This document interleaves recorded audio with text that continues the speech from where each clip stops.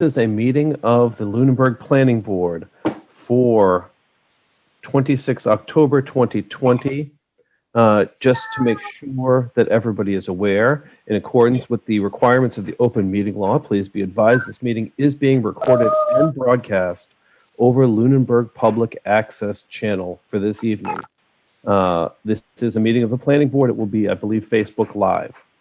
The town of Lunenburg, in response to the COVID-19 coronavirus, is currently following the guidance from the Lunenburg Board of Health, Massachusetts Department of Public Health, and the CDC regarding the virus and steps communities can take to prevent the spread, and all town facilities are currently closed to the public with the exception of 10 to 2, Monday through Thursday.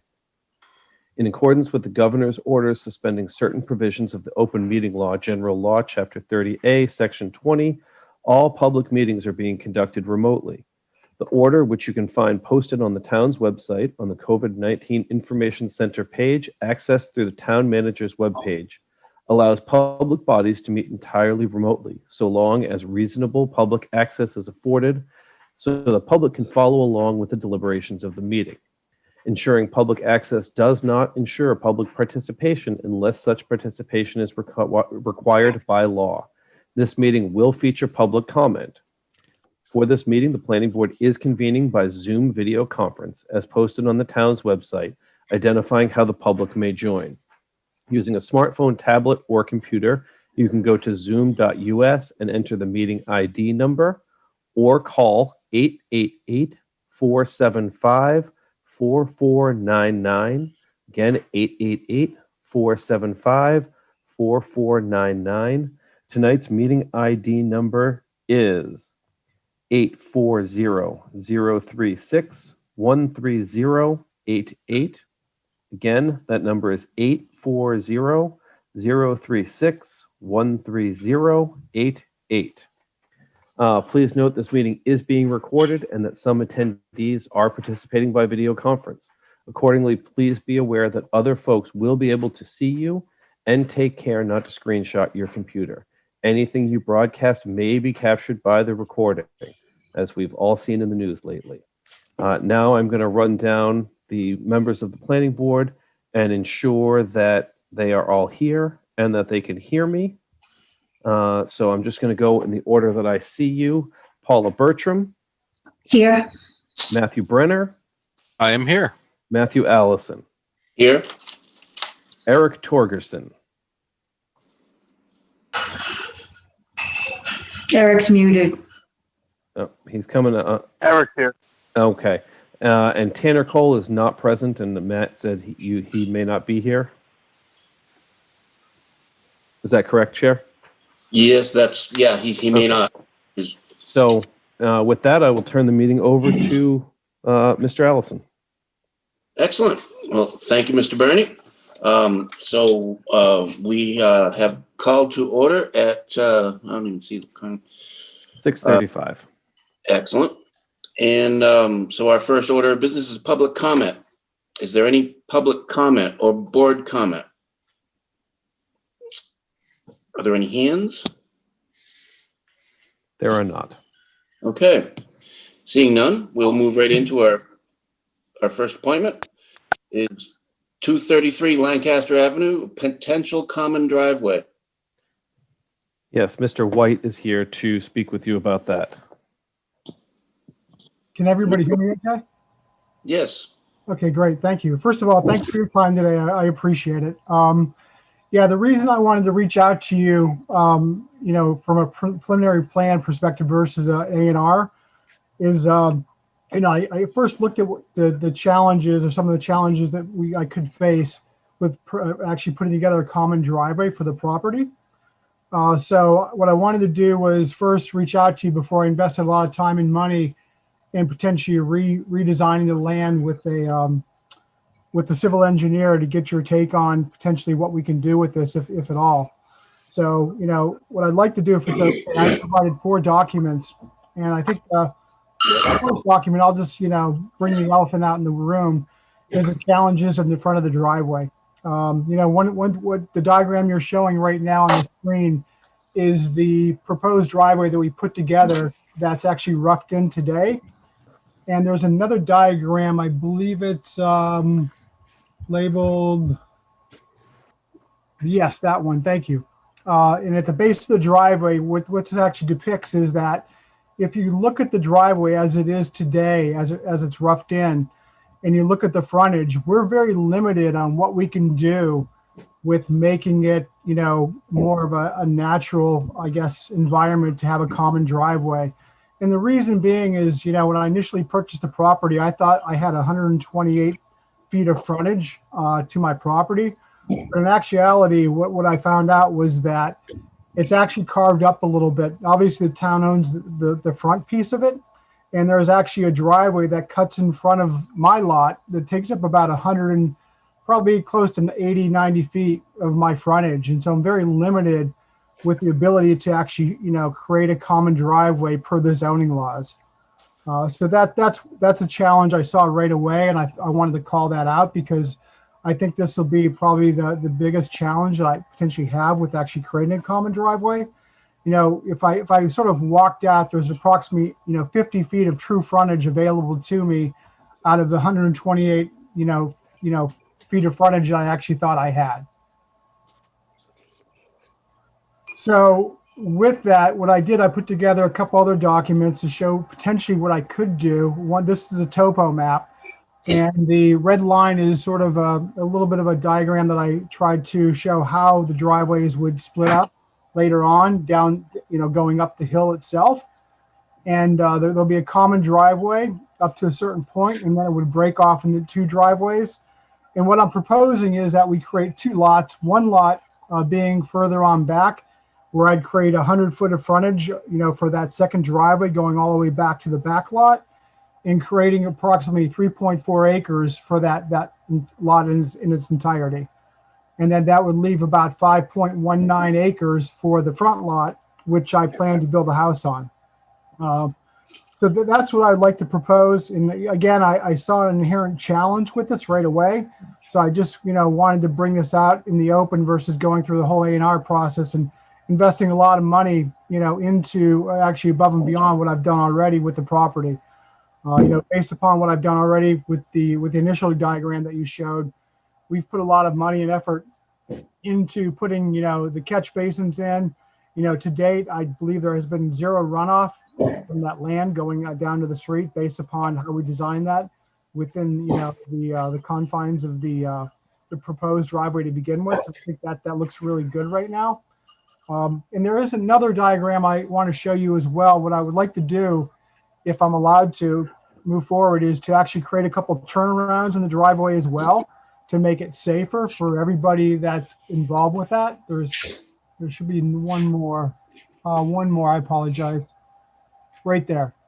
So the couple of little pop-up boxes that I provide there, one in green and one in blue, what I wanted to do to enhance the property and the safety of the property was create a couple of turnaround areas, you know, to make it safer for people to go up and down the driveway. Okay. Very good. Have you reviewed any of this with Adam, our land use director? I have, yes, I did submit this to Adam as well. And he recommended that I reach out to the planning board, which I'm doing right now. And, you know, again, I didn't want to go through the whole process.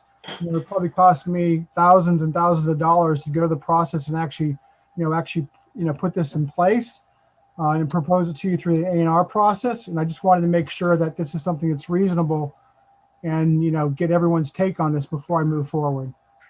Well, I certainly think it is reasonable, but I'm going to start the conversation off by saying that lot frontage is acquired off of a public way. And you've got, as far as I'm looking at the GIS map, you've got 128 feet of frontage. And you're in Residence B. You're required 100 feet and 2 acres for a standard lot, or a reduced frontage lot. Well, you can get down to 50 feet for frontage with twice the area. So you could make 2 reduced frontage lots here, assuming that there aren't already, and it doesn't look like there are. But frontage has to be at the at the road. And I'm very surprised that Adam didn't say something to you about that before this came before the board. Well, Mr. Chair, when we initially spoke about it, the reason I indicated to Mr. White that he may want to approach the board is he was talking about a common driveway. And throughout our discussions, my understanding was that the split would happen from the street. And my concern with him submitting a full plan to the board was spending the money on engineering a lot division and then proposing to have a common driveway that doesn't meet the standards of the bylaw because the driveway's 75% in and come to the board after having spent thousands of dollars on an A&R plan to have the board deny the common driveway application. So that was what my initial recommendation about speaking to the board was for the common driveway that was unable to split the lot. He does have 128 feet of frontage, and he could easily create two lots that use this neck here for a division. I was, again, and shame on me, I don't know that I necessarily clarified it when I spoke with Mr. White, but I inferred through all of our discussions, and I know that he has been working at least peripherally with an engineer who knows our bylaws. And again, I was making an inference that his issue was he wanted a common driveway that wouldn't meet the bylaw. And I was looking for him to seek the board's input before spending too much money on engineering the cost, before the cost of survey for an A&R plan. Okay, I appreciate that. Thank you. Also, we recently had an issue over Goodrich and Lancaster about a common driveway. So what do we have like an 800-foot maximum length specified in our bylaws? No, we have a 12% grade. That was going to be the next thing. We don't have a maximum length? We do not. Okay. And this driveway was actually installed after the 12% grade was adopted by town meeting. And that my understanding is that the installation of this driveway or the desire to install this driveway well precedes my employment with the town and was the subject of litigation that resulted in the town being told that they are required to allow the driveway. But by the time the construction of the driveway was sought, the 12% grade was within the bylaw, and this current configuration is intended to allow that driveway to meet those regulations. And if I'm not mistaken, does, based on the engineered drawings.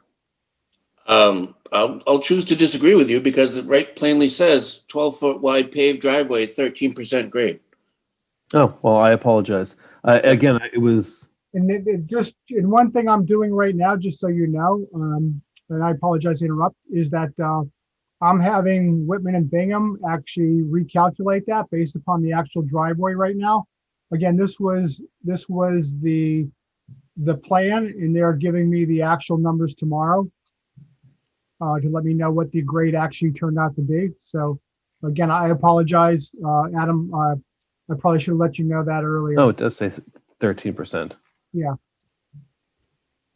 But again, I'm trying to get the actual grade from the civil engineer, Whitman and Bingham, and I will be able to provide that to you by hopefully the end of the day tomorrow.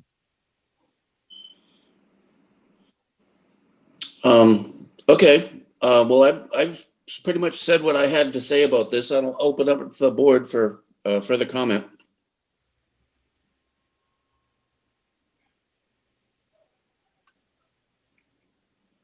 Anybody? I think Matt, Oh, Matthew. you got muted. Sorry about that. I muted to cough, not at everyone, and lo and behold, I was stuck there. So I guess my question would be, and as a newer member of the board, my knowledge of some of the details of our bylaws is not nearly as robust as other members. But it looks like this would, so one, the lot from what Mr. Allison said, there was the concern about not having frontage at the road. My second question would be, it looks like this driveway would likely be unable to, I just want to make sure I understand, would be unable to kind of ride whatever lot line that we would typically require. That's correct. So we have concerns about the grade, or potential concerns about the grade that may or may not be an issue on an actual measurement. Concerns, I mean, about the lot actually, lost my train of thought on the words, but yeah, thank you.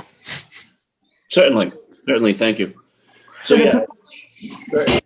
The proposed lot 2 without frontage, I don't know how it can be approved. It can't be. The lots would have to be reconfigured. So so as it stands right now, this entire A&R plan would have to be reconfigured because lot 2 has to have frontage on a public way.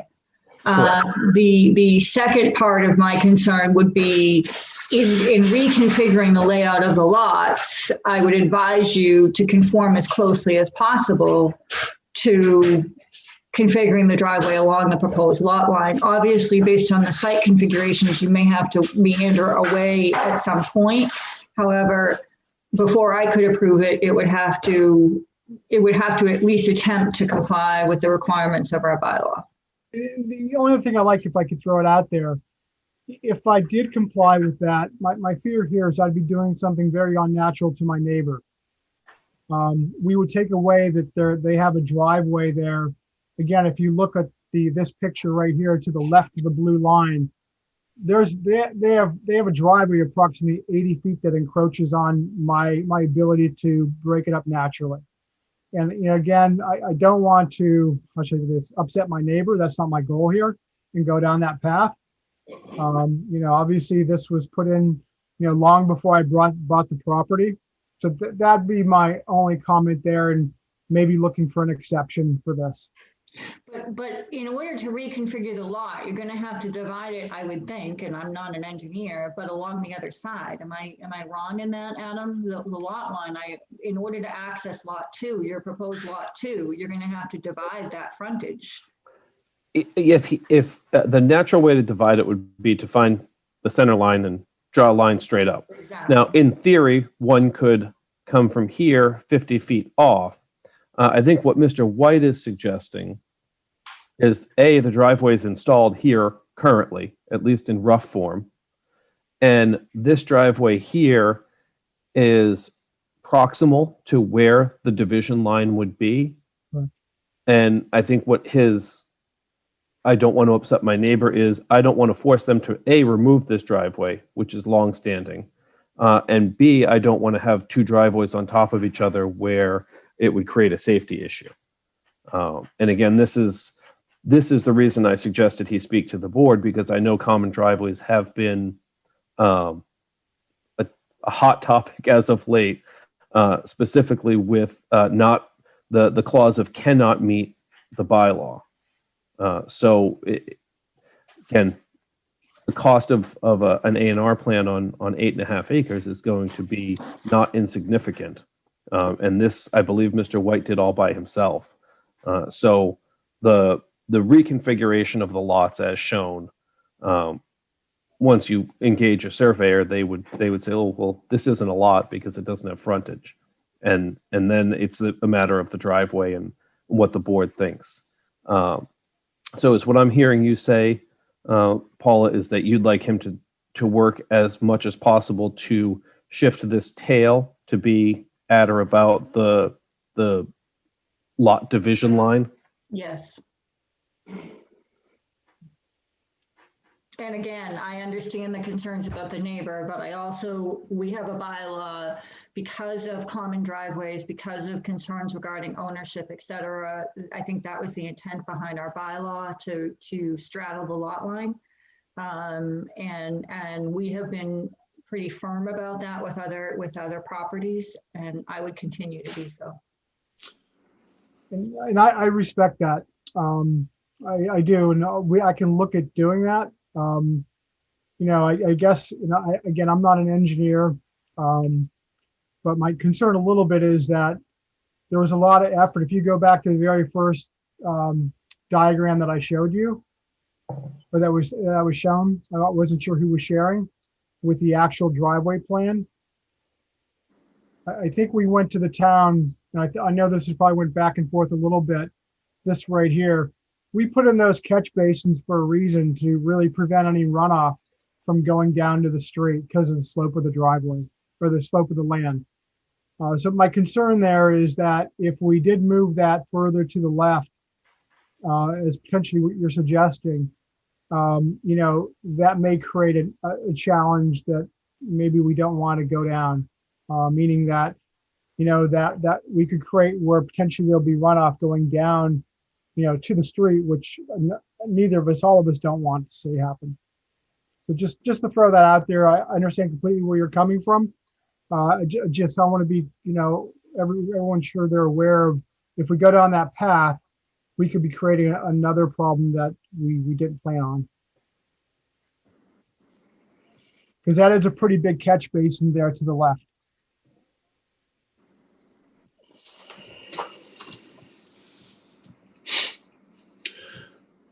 Well, I think we've fairly clearly outlined the challenges you face here. You're going to have an A&R with frontage for both lots and twice the lot area for reduced frontage lots. It's a little unusual that we have a property owner come before us that has an existing driveway with no existing house and no existing subdivision, and they're asking for a common driveway. That's a little bit odd. Also, the fact that your neighbor's driveway is in the right of way of the road at looks like a 30 degree angle, a very sharp angle from the road. I mean, they do have a driveway off to the left of that as well. But again, I'm just trying to be, I'm trying to be a good neighbor here. I'm sorry, you have a second driveway for this lot? No, the existing driveway to the left, you see where it says guardrail right above that? Yep. They have another egress on the left-hand side of their property. It's like a delta where one facilitates going south and one facilitates going north because of the way they come down the hill. Each driveway chases the side of the hill as opposed to coming straight down. And I believe that the house that exists there was the original house that went with this land on the land on the other side, and is an older house. So how long this driveway has been there, I couldn't say, but I would venture that it's been there for quite a while. Okay. But still, we have an existing lot with an existing driveway.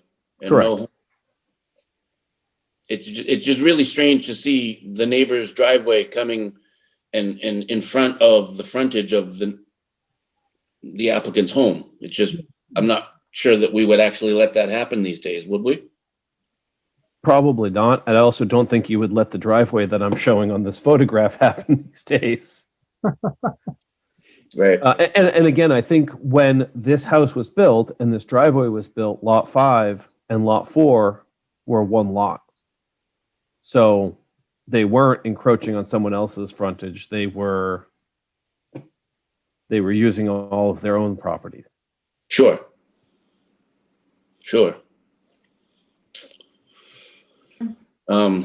Which may or may not have created a hardship. I'm not quite sure. I know that the building inspector at the 2008 date of this plan was very keen on not creating your own hardships. I don't know what to say. I mean, we're not really looking at anything that we can give any kind of an inkling of approval to.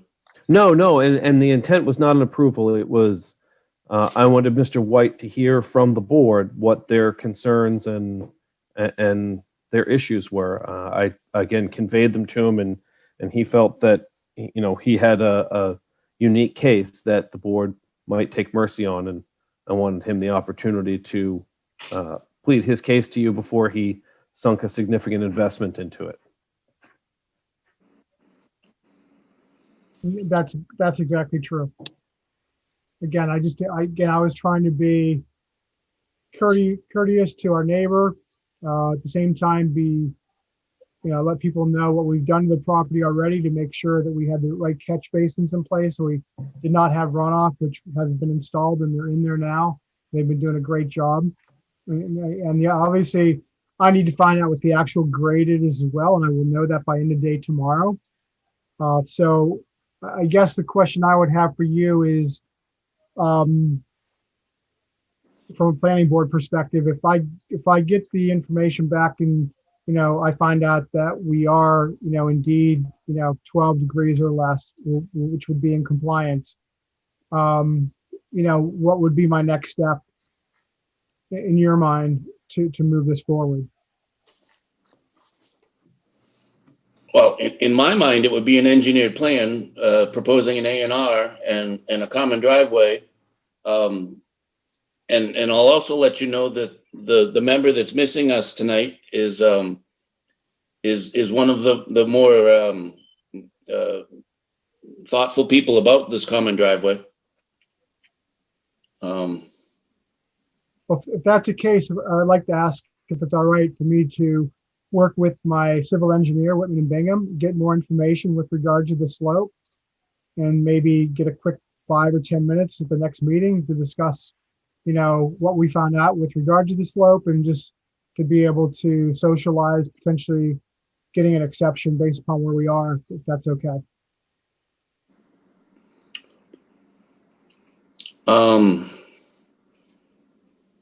Sure. I guess I'm not a big fan of applications coming before us that are not even close to being complete. And I'll let anybody else speak to this, but I'm not. I think that's kind of what we have a land use director for, so that the citizens can bounce ideas off of that person. And Adam has been working with us for a good number of years now, and he has a good feeling for what is typically looked at and accepted and whatnot. I can't give you any kind of a positive feeling on this, and I wish I could, but anybody else is free to speak. Paula has her hand raised. Please, Paula. We can't hear you, Paula. You're not making any noise, Paula.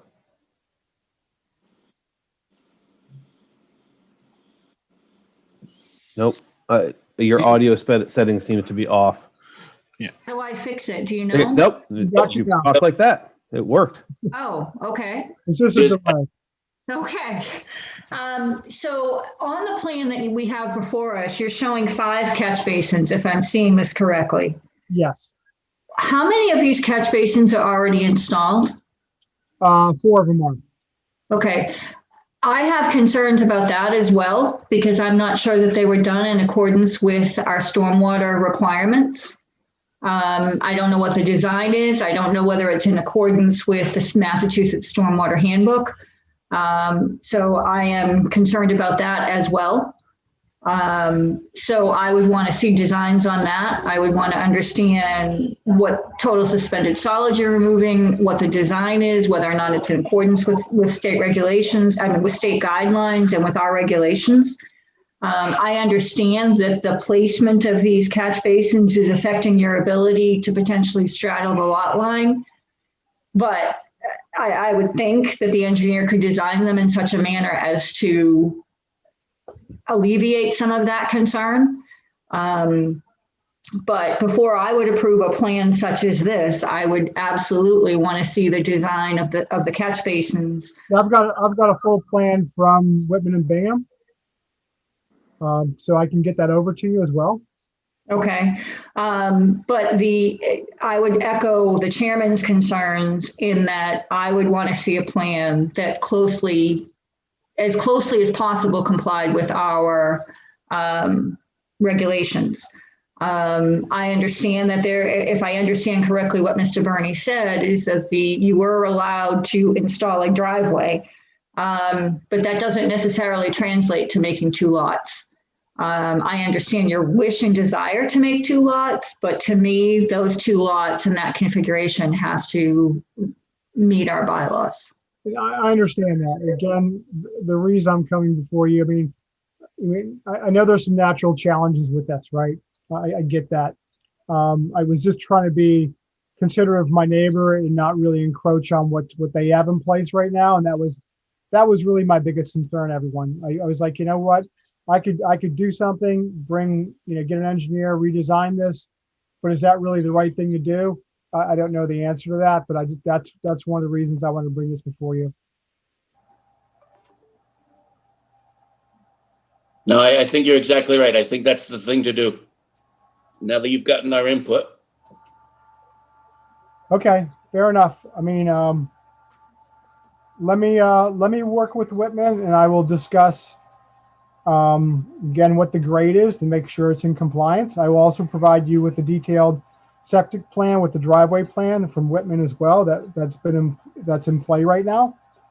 I will get those documents over to you, and then then I've got to figure out what I want to do just from a personal level, meaning do I want to go down this path and disrupt that driveway? Very Right. good. One of the big things that's facing you right now is working with Whitman and Bingham, because that second lot right now is not a second lot without frontage. I understand completely. No, and I get that if we move that over to the center, but that will add additional expense, but also it will approach on our neighbor a little bit, based upon what they have in place today. So that's something I need to think about at a personal level. Well, there is one more thing that I'll add to this to add to your checklist of items. Our bylaw does specify that no more than 50% of the frontage can be encumbered by an easement. That's correct. There's no easement. Well, there would need to be if you've got a common driveway that doesn't split the lot line. Then the entirety of the driveway for your proposed lot is going to have an easement for the existing lot. Yeah, agreed. Okay, I understand what you're saying. Okay. Okay, thank you for the clarification, Matthew. Certainly. I also think that from a personal perspective and from an operational perspective, you may want to consider what the responsibility of the basins are and how one manages that. Because if you're creating an easement for just the driveway, that could put the person who lives in the front house in total responsibility of all of the stormwater facilities. And that may be something that if you're going to live here, you're willing and able to take on, but going forward in perpetuity as a sale item, that may be something you want to consider what impact that may have, because that would certainly impact your, if you were to include them in the driveway easement, that would encumber your entire frontage and may cause a problem. Oh, yes, most definitely. He'll need drainage easements because the drainage will be responsible for both parties. Both parties will be responsible for the drainage, and both parties will need to have an easement granted to the other to maintain. So I as Adam said, I think you're going to be stuck with the majority of both frontages being in easements. Okay, fair enough. Okay, I think I have my marching orders. Let me, if it's okay, again, thank you for your time, everyone. Unless there's something else that we want to discuss. No, I think that about sums it up. I can't think of any other. I hate to be so critical and potentially miss something, but I think that we've covered most of the bases of the challenges that you're going to face here. Okay, no, and I do see those, and there's on a personal level, I have to make some decisions, but also let me work with Whitman and Bingham, and I will get you some other supporting documents as well, as we talked about. Very good. Okay, thanks, everyone. Have a great day. Wish you luck. Thank you. Keep safe. You as well. So we had discussed before the meeting about the review engineer potentially needing to leave. But is the A&R plan coming after the public hearing not still a bad idea? That way he That's doesn't. probably not a bad idea. We could get Mr. Walsh involved and in and out, and we don't need him for the A&R. Excellent. Excellent. Well, probably wouldn't take very long, but why don't we pass over that and we'll come back to it. So we'll pass over the A&R for 361 Mass Ave and we'll move into the public hearing. The continuation of the 361 Massachusetts Ave Bright Farms.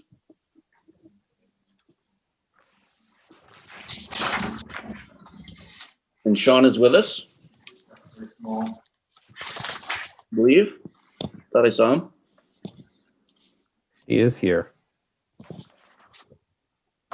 Muted. Let me find him. There you are, Sean. Hi, everybody. I'm going to be probably deferring a lot. There's a lot of technical stuff, and I'll be deferring to Nick Long is here from Livick Civil, and I think Chi Mann also from Hardy Mann Engineering. So they'll be probably pitching in a lot.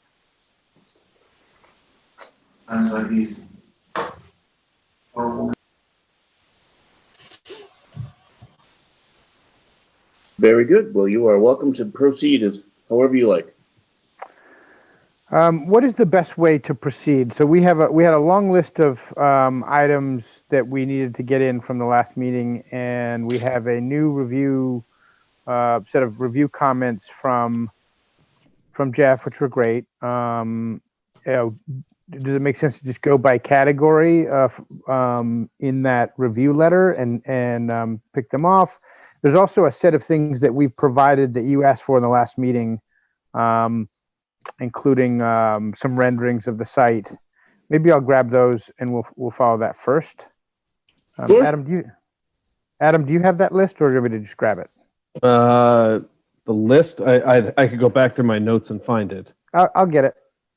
So why don't we start with the rendering? So there was folks wanted to see. We don't have the full architecture done, but we have pretty clear renderings based on previous greenhouses that are the same, basically the same concept and size and shape. And I want to make sure everybody saw those. They went round. We have one from the greenhouse looking, I guess it would be south, and the other from the south looking north at the greenhouse. Did everybody get to see those? I have. Yes.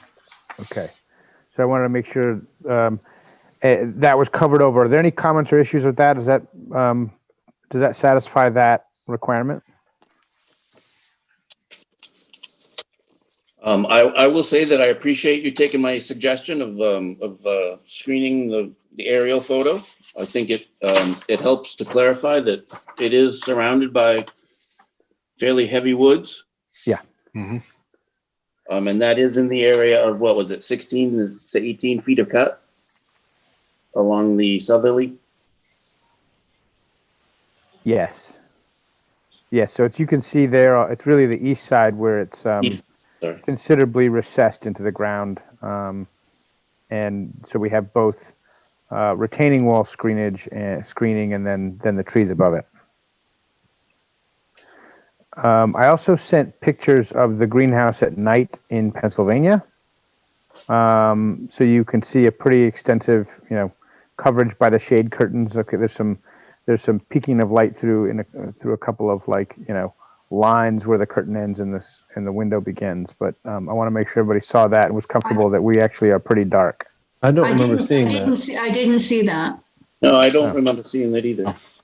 Oh, well, that's too bad. I thought I sent them round. So If you want to shoot it to me in message, I can put it up. I will do that. Assuming Microsoft isn't down again, Oh yeah, that was convenient last time, huh? right? So I can shoot them to you on Zoom. Is that possible? Yeah, I think you can. I think you can do it through chat on Zoom. Oh, that'll be a new skill for me. Let me see if I can do that. So just for clarification, we did elect to go with the dark sky compliance. That's what's in our regs. Yep. So I don't know if Sean is familiar with that. Is that a Massachusetts thing or is that No, I think it's a worldwide thing. really? Okay.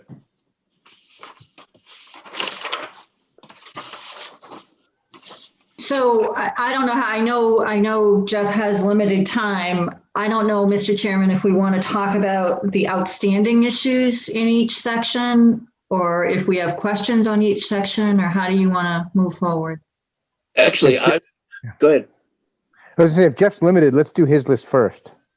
If I may, sorry to interrupt. I had a change in my schedule and my other meeting was kicked away another week. So Oh. I don't have a time limit tonight with you folks. And, Okay.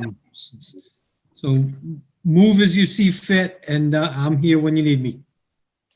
Thank you for that. And thank you for the courtesy, Paula. Mhm.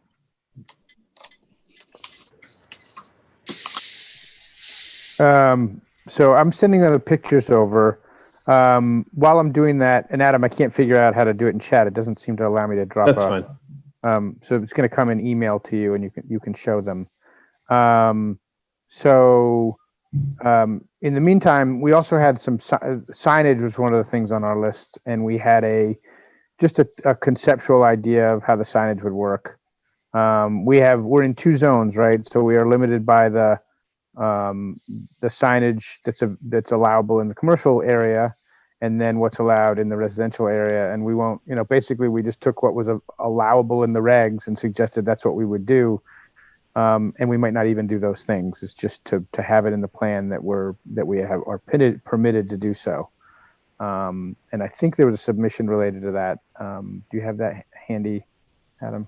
Yeah, I'm looking. It's in this packet, if I'm not mistaken. Mm-hmm. Adam, it was a separate exhibit. Was it? Yes. I didn't get that either. I saw on the plan the proposed sign locations, but not the signage itself. I don't remember seeing the sign itself. I remember seeing the proposed locations. Proposed locations, right? Did you send something else? You said it was a separate exhibit? Yeah, I sent it before the submission. Adam, I'll find the exact email and resend the exhibit to you.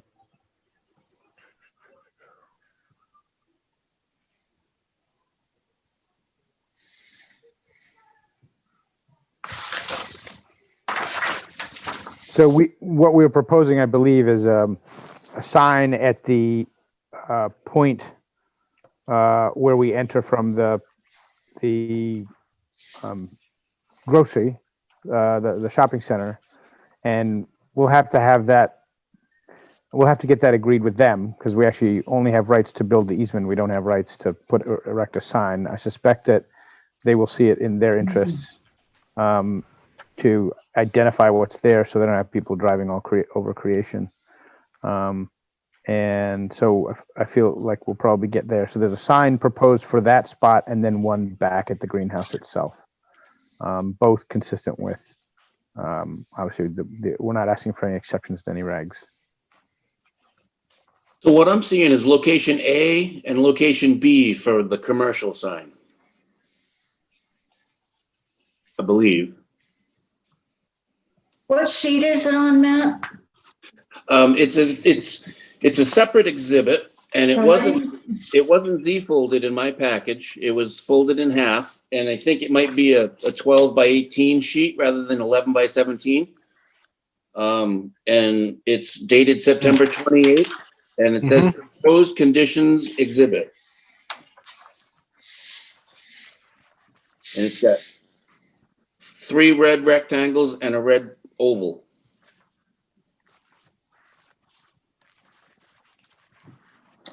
Looks like this. Oh, Okay, yeah, I got it. But not the sign itself, it's just the locations, well, they did specify the 3 foot, the dimensions, yeah. the max 3 square feet at the parking lot, and they say max 15 square feet in commercial. Yeah, I saw that. So there's 3 signs, right? There's one at max, I can't see it. One max 3 feet, and then and then location A, and then on the building itself, max 9 square feet. By special permit, otherwise 3 square feet located on building or in front. Yes. That is what I'm looking at. Okay.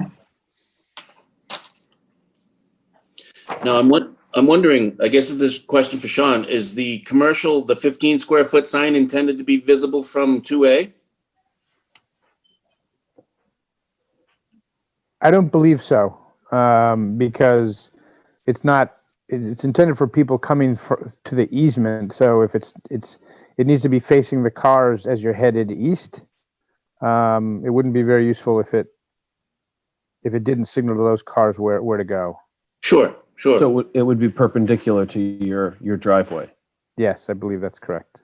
Oh, that totally makes sense. You got 15 acres of greenhouse. You probably want to be able to tell them which way to go. Exactly, and part of that's the shopping center we have a relationship with. We're slowly working through some issues about how we're going to work together, and I think that it will be in their interest in making sure that our people aren't driving around their parking lots.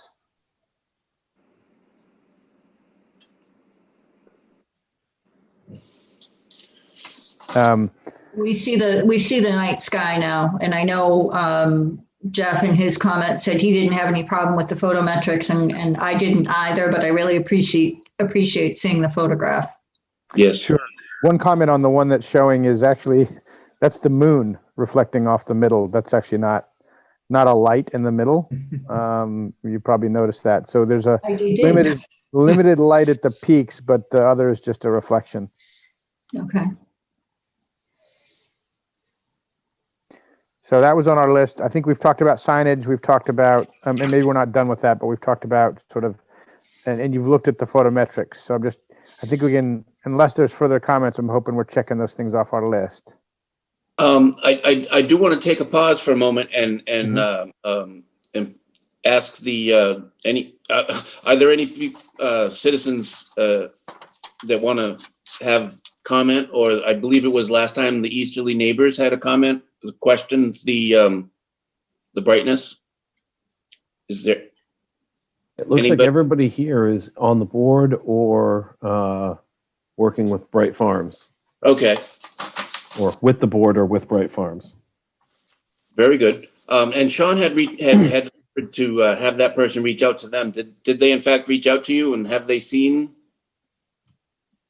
these things you're showing to us, Sean? I'm sorry, which person was that? I believe it was the Easterly neighbor, if I'm not mistaken, which is not unlikely. But I believe there was a public comment last time. That person, I gave her my email, but she did not reach out to me. Okay. Subsequent to that, Paula directed someone to communicate with me, a farmer, and I sent some photographs to the farmer. And I don't know if they're happy, but they're not. I don't think if they were upset, they didn't tell me, because they wanted to know. They were previously very unhappy with how Walmart and Hannaford impacted their light situation and their views from their beautiful farm. And I understand that. I sent them some pictures, I think, that suggested this is not going to look like, first of all, they're not going to have light interference. It's not going to be probably a significant light source for them at all, compared to what Walmart was. As I understand it, Walmart ultimately changed its lighting to more downward facing, and that made a big difference. But we're not going to be much light impact, and we'll be a glass greenhouse. It's not going to be a metal warehouse. So I think it's not. It'll be green inside. So I think they're not, if there were further concerns, they didn't communicate them. And nor did they communicate any additional concerns to me. Very good.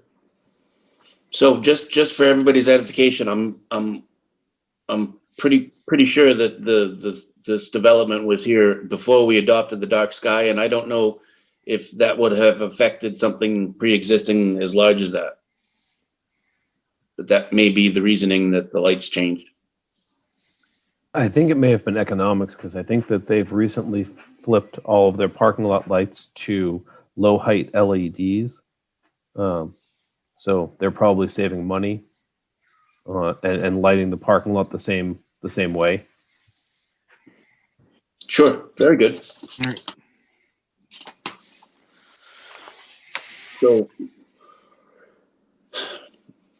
So these square footage for the signs, they do in fact conform to our sign bylaw. Is that correct, Adam? As far as I am to see, I know definitely in the residential zone, in the commercial zone, 15 square feet sounds small, but it's certainly within the bylaw. Sure. And also, if they're on private property and they're far out of view from the road, I mean, is that really our discretion to regulate them? Yes. Okay. I mean, the sign bylaw is the sign bylaw is the sign bylaw. If Sean were to go to the zoning board and ask for a dimensional variation to put a 280 square foot sign on the side of his head house that only the trees are going to see, Mm. the zoning board may be more inclined to say, sure, Right. we don't have a problem with that, but they would still need to go through that process as the bylaw does have jurisdiction over the signs wherever they are. Okay. Had to ask. We might feel differently if we were a retail operation, but no one needs to find us to come and buy greens directly, and we don't need to have a huge impact on. Folks will know who we are, but we don't need to have a garish impact on the neighborhood. Sure. Thank you for that.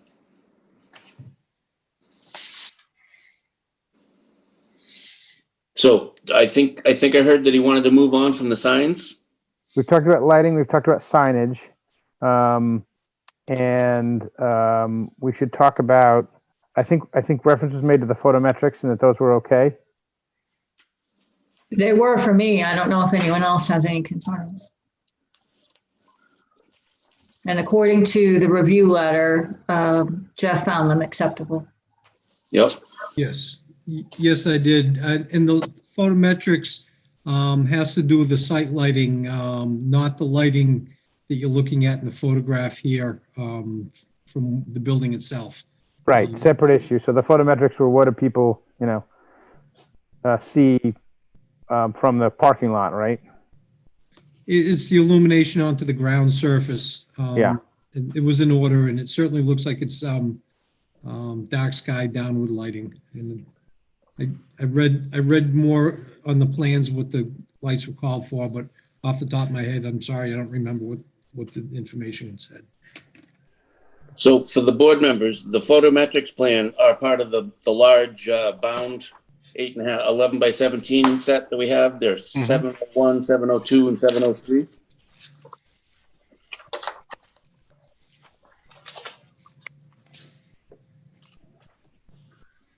They look in order to me as well.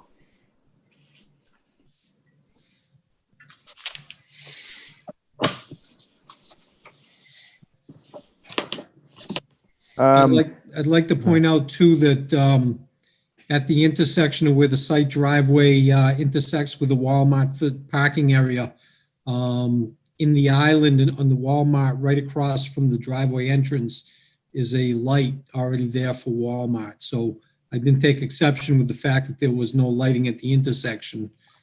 Based on my review of Google Earth, there is a light there.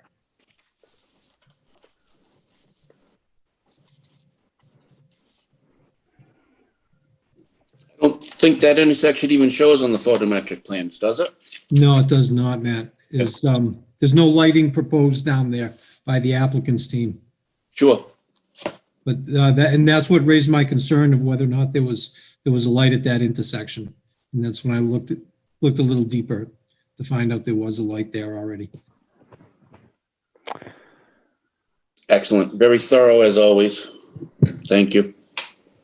Next on my list then there was some issue remaining from our last meeting around hydrants. We've had some back and forth with the fire department. I think we've located the hydrants where they want them now. Is that correct, Nick? Yes, it is. and they're shown on the utility plans. C302 shows the hydrants where the fire company would like them, and the fire department sprinkler connection.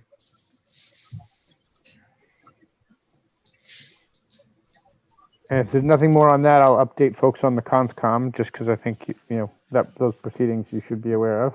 Well, just to cross our T's and dot our I's, I'm seeing building official, Board of Health, Sewer Commission, and conservation responses, but I don't see anything from fire. Does anybody know if they have in fact weighed in on it?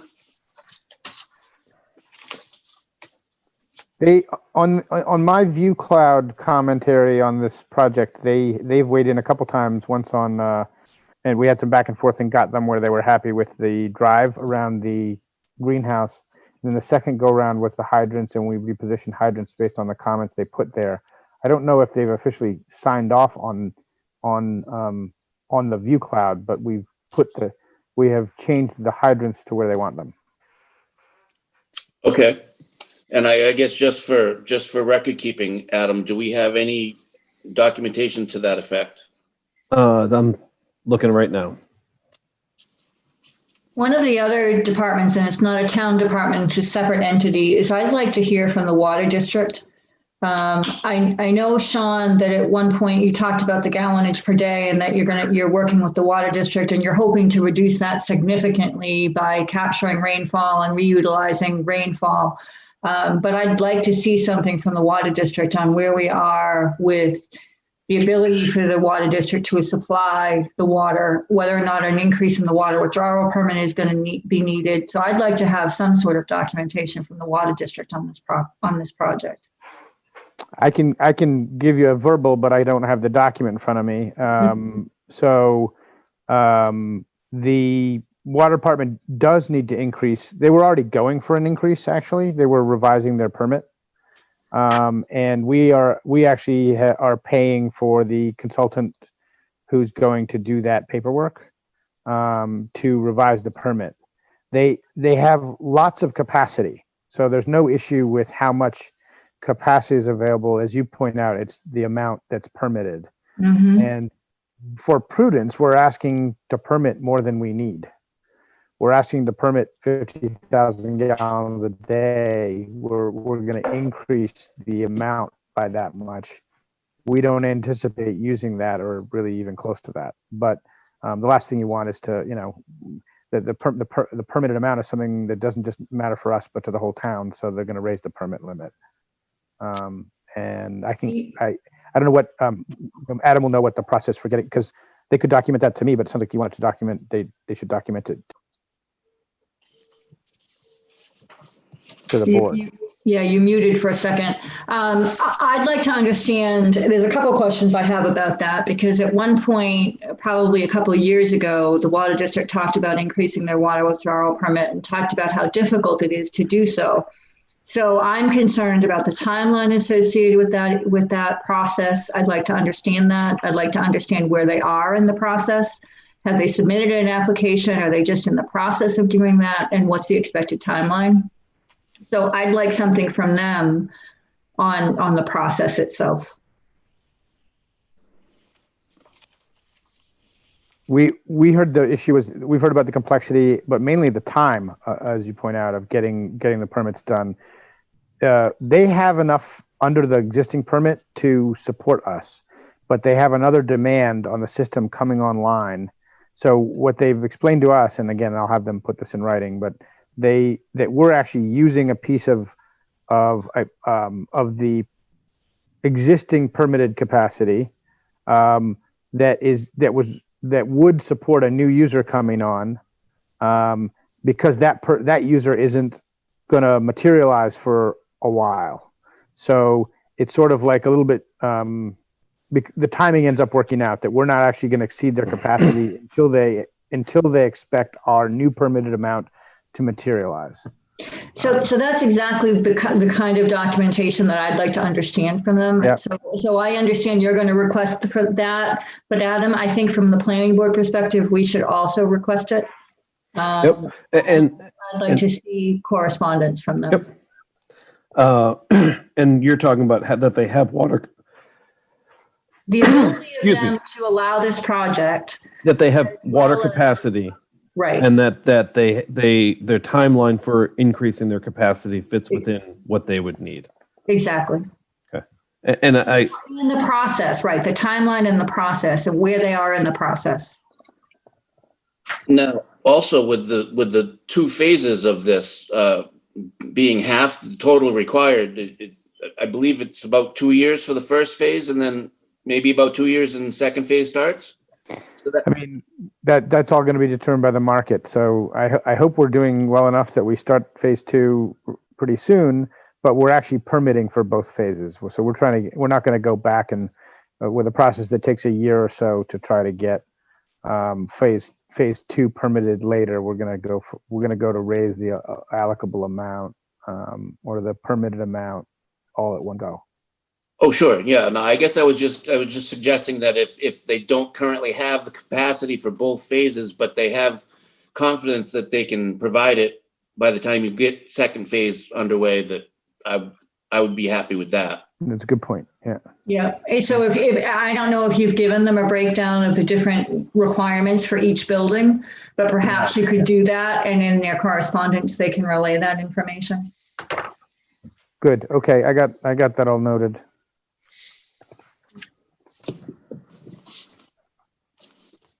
So I'm sorry, Mr. Chairman, you were talking about reviews from town departments, and I kind of jumped in. Oh, no, that's all right. I think I was waiting for Adam to finish looking. I don't think he found anything. well, no, I found plenty. I want to go back to what your question was, because I missed some of it while I was trying to look it up. You wanted to know if the fire department had signed off. On the hydrants, I think specifically was the last outstanding issue. So what they have signed off, they've approved the site plan to move forward. And on September 26th, Lieutenant or Captain Lekaditis said that they have to be, the hydrant and the fire department connection need to be no greater than 100 feet apart, which the new drawing shows. And that due to the size of the buildings and the potential limited water access, they're requesting that the proposed water main extension for potential phase 2 be completed during phase 1, and that the extension be extended to the end of the paved driveway area and a second hydrant be installed at the end of the paved driveway, which I believe what may have been included in your packet last time, those comments. Okay, thank you for that. Was that included? Sean or Nick or Chi? Yes, that was included. Because it shows here that the oh, this thing's so sensitive. So it's showing the water main here. It shows a water connection. It shows a hydrant.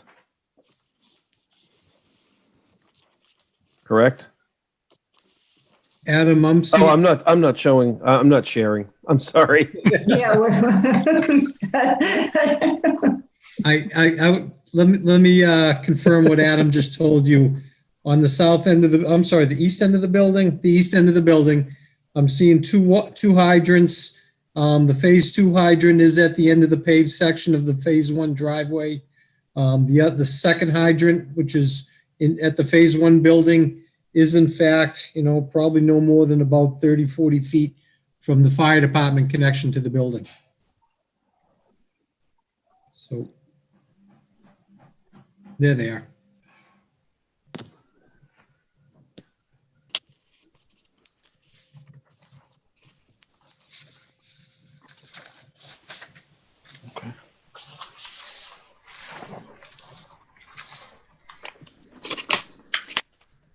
So one of the other outstanding issues is, I'm just looking at Jeff's review letter, and it looks like a lot of the things have been addressed, but there's still some outstanding issues. And one of that is the grading around the building, that you need to submit cut and fill calculations. So you saw that, and we'll be expecting that. Yes, they'll be provided. Just kind of ran out of time for this, trying to get everything over to Jeff, so he had plenty of time. But yeah, that's definitely will be provided. At some point, I would like to just talk process for a little bit, and Adam knows I'm hoping we can find a way to. I was hoping we would be able to be in a place to get site plan approval tonight, and at some point, I would like to know how we can, whether there's a way to get sort of the approval with a, that's contingent on checking certain boxes, or if that's beyond the pale and we need to wait to the next meeting. I would like to talk about that process-wise, but why don't we first go through and figure out what our outstanding list is, and just do that review with Jeff. Before we start there, though, I want to just cover over my list from the last meeting was view of the neighbors. We've talked about that and the cut now.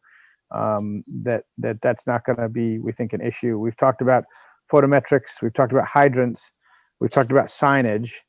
And then the last thing on my list was wetlands. We had a good meeting with the Conscom. The order of conditions is approved. It's just not out yet. It should be released any day. The only, issue we have is we need to move. We're going to move and improve, and in fact, double the size of a wetlands that will be in a place that actually gathers water because of the way the berm works with the driveway.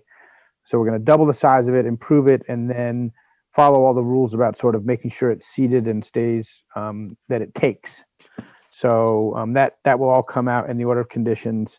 And we actually are hoping to do that work and move that wetlands this year, because our wetlands advisor says that up until around November 15th, or maybe even a little bit after, we're okay to move it. Things will take, but that really depends on our timing with you, I think. The commission, the Conscom has approved our plan. So Sean, I just want to, I'm hearing a lot of questions from the board. So, and I don't want to speak for them, but I want you to tell us what you want to get out of an approval now. And obviously you want to move the project along, but why is tonight critical to that approval? Because I think that will shape my recommendation and thoughts that I provide to the board, but it also may give the board some context to what their thoughts are as they share them. Okay, so we may or may not be able to do any work before the ground hardens. We don't even know from a mobilization perspective, and I live in Mass too. The ground could freeze and you won't get any, too much done. We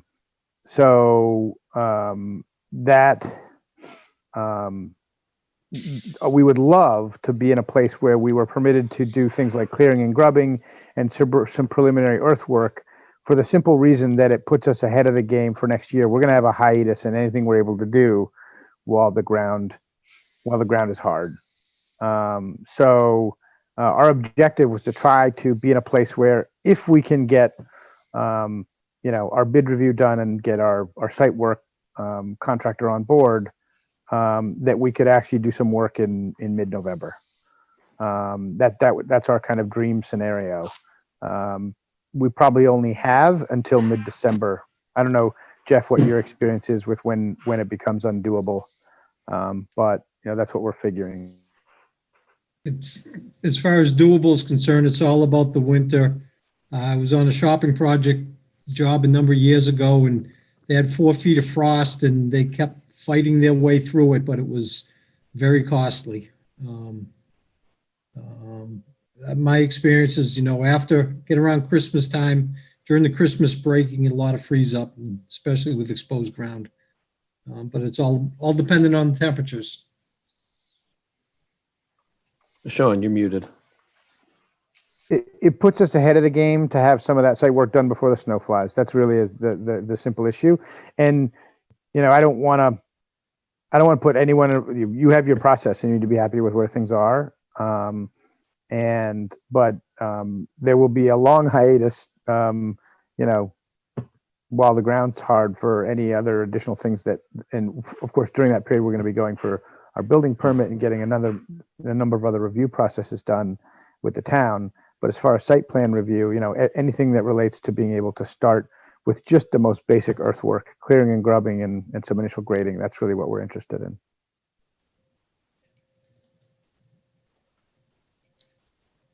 So Well- I think go ahead, Matt. If I'm not mistaken, and I think I clarified this question last time, is they need to have a building permit before they can actually start grading. Is that not true? No, I mean, you can move, they need a stormwater permit before they can start moving earth. Okay. So then maybe they'd rather have the stormwater permit finalized than the site plan. That's, you're picking up what I was starting to kind of think about, because it sounds to me like there are some outstanding detail items that will go into the site plan that I would be surprised that the board would want to condition. But in looking at the review letter from Jeff and the plans, it certainly seems that most of the stormwater control issues and other than like the final little bits that site plan will pick up on the final system, a lot of that is in a place where the board could condition some of those final details on a stormwater permit. And that would be what would allow them to cut and grub. But again, the board is the one who issues the permit, and you all have to be comfortable with that.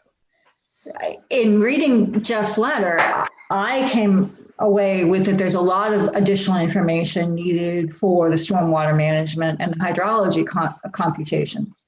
There are a number of pages and a number of questions that are outlined in the review letter about computations and about calculations and information about the weirs. So there's a lot of information that's outstanding in that review letter. And looking at page 6, 7, and 8. And I also had some questions relative to stormwater. So I maybe we can go through that section. I understand the need for moving forward, and I completely support this project and want it to go forward. But in looking at Jeff's letter, I did not come across, didn't come across to me that we were close with that issue. Well, let's take that first then. That sounds like a good move, and let's see how big the hill is to climb, and we can revisit what's doable. Do you want to go, Chi? I think you'll want to dial up for this because I think Chi led the stormwater work, and let's just go through the list. Chi, do you want to start with sort of general? Do you have questions, or I mean, we all have the letter. Well, let me just say this first. I don't know if we like to go item by item, we are okay with that. But I think we've gone through the entire review letter. It seems to me we have some pipe invert, checking pipe sizes, some details we have to add or correct, but nothing big enough that we have to resize all the basing. Obviously we have some details will probably take us a day or two to revise the plan to satisfy the review comments. But I don't think that's anything huge that we cannot satisfy the peer review comments.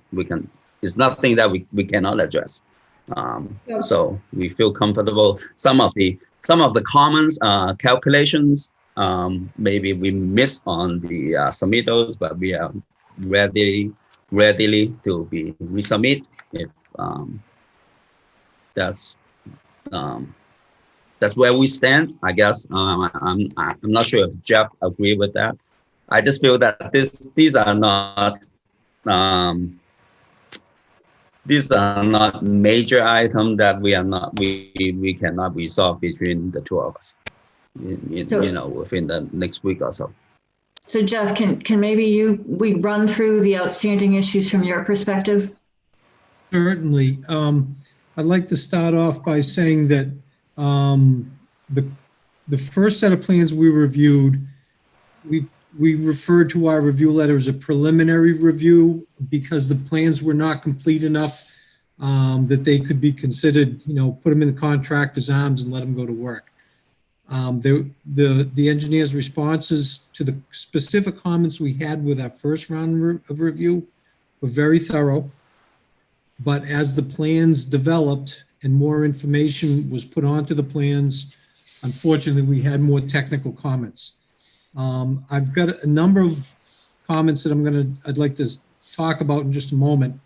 But I do want to preface that by saying that the comments are very important to be addressed through engineering, plan revisions, through calculations to support such revisions. But they're not fatal flaws in that they render the project, it shouldn't be built. It's just that, in my opinion, it shouldn't be built the way certain things are shown on the plans right now. But in my opinion, again, they're not fatal that the project shouldn't go forward. It's just that steep pipe slopes shouldn't be provided, and so on and so on.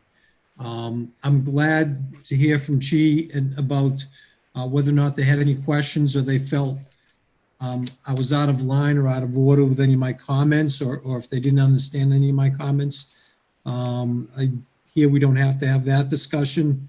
So with that said, I'd like to speak, if I could, to roughly 10 or so comments that I'd like to call to the board's attention and just let the applicant and his team hear my thoughts on those specific comments. And I'd like to start with number 23 that begins on the bottom of page 4. For the pre and post development stormwater plans, I need the subcatchments fully delineated so that I can put a scale to their delineation, make sure that I agree with their delineation, and then take those measurements to make sure the areas, I agree with the areas they calculated. That's important to me because that's the whole premise on which we look at the analysis points, we look at how the different watersheds were subdivided, and then I confirm areas, times of concentration, and so forth. So that's number 23. Next one is number 28. That has to do with the sanitary sewer that's on site. We're also reviewing on behalf of the Lunenburg Sewer Commissioners, and we were specifically asked to look at the sewer design, so we did so. Their steepest pipe is in fact satisfactory in that they're at the peak velocity that you want to have for the 8-inch diameter pipes that they're using. But we do have a number of other comments, including shallow cover at one issue, and that looked like it had to do with a revision to the plan set where some revisions were made, but not every little thing was picked up. On the west side of the building, we're concerned about access to the sanitary sewer for the phase 2 sewer line. But without getting into details, again, that's sewer related issues. Next comment is number 30.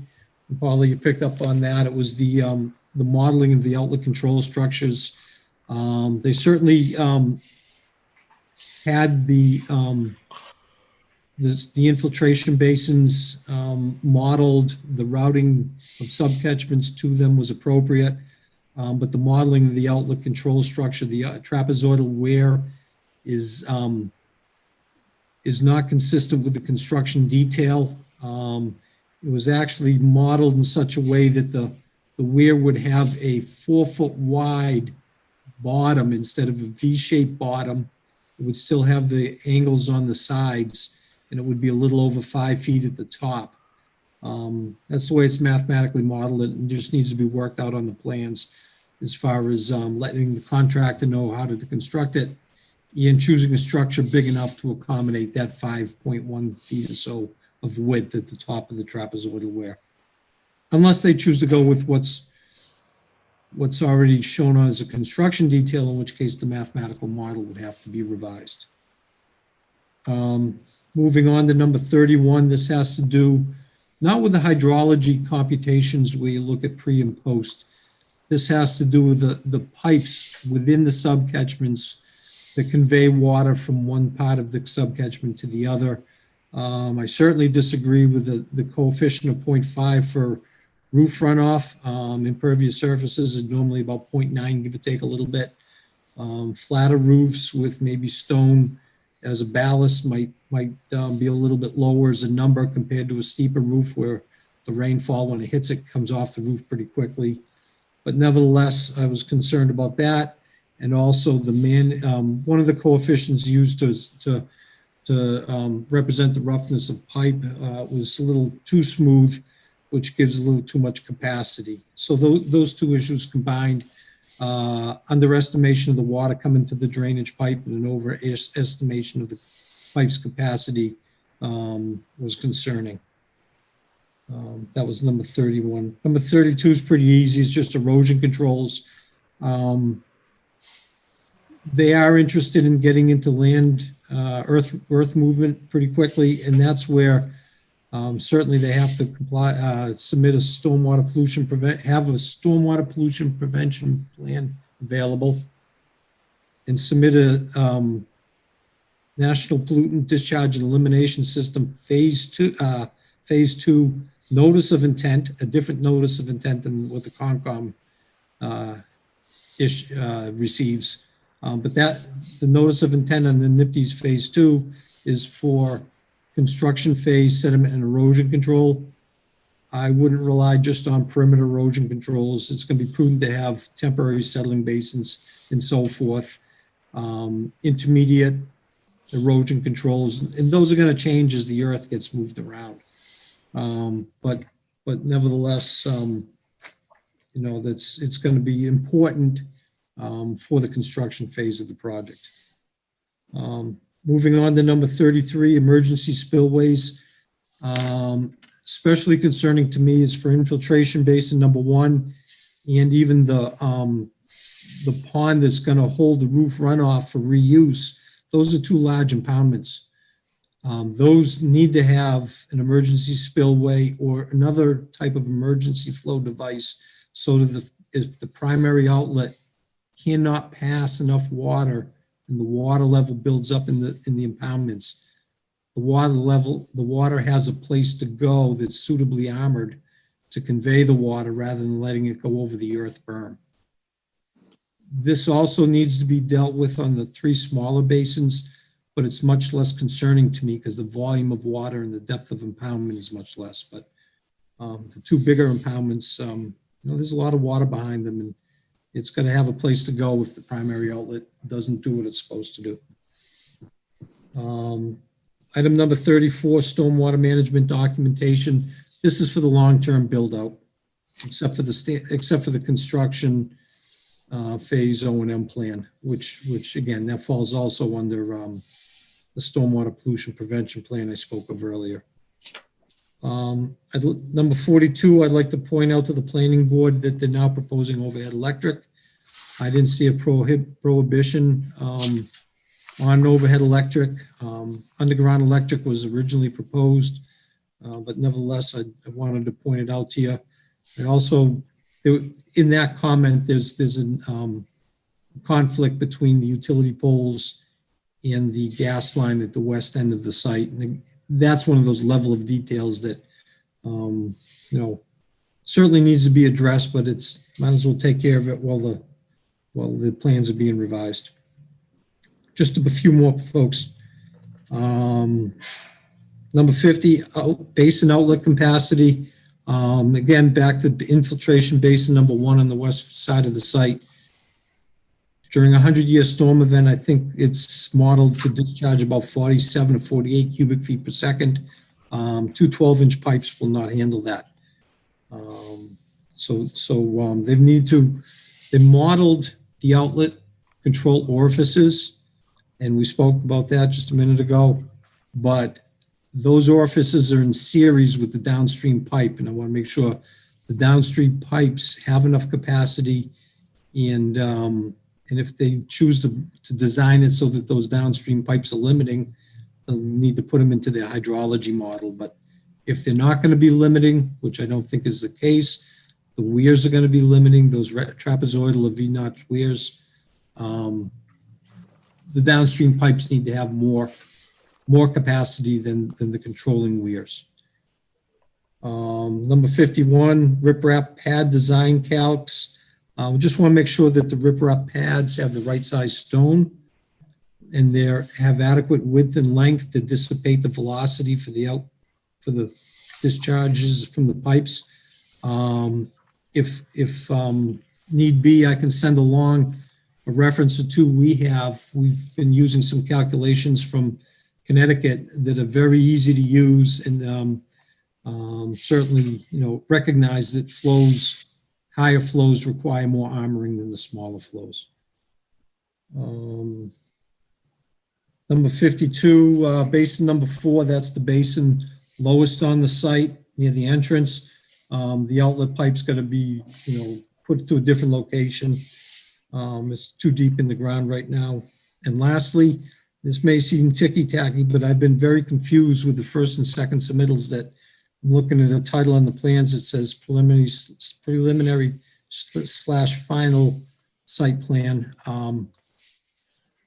If it's got the word preliminary and the contractor's walking around with it under his arm, I'm worried when things go south. They say, hey, it's going to get changed.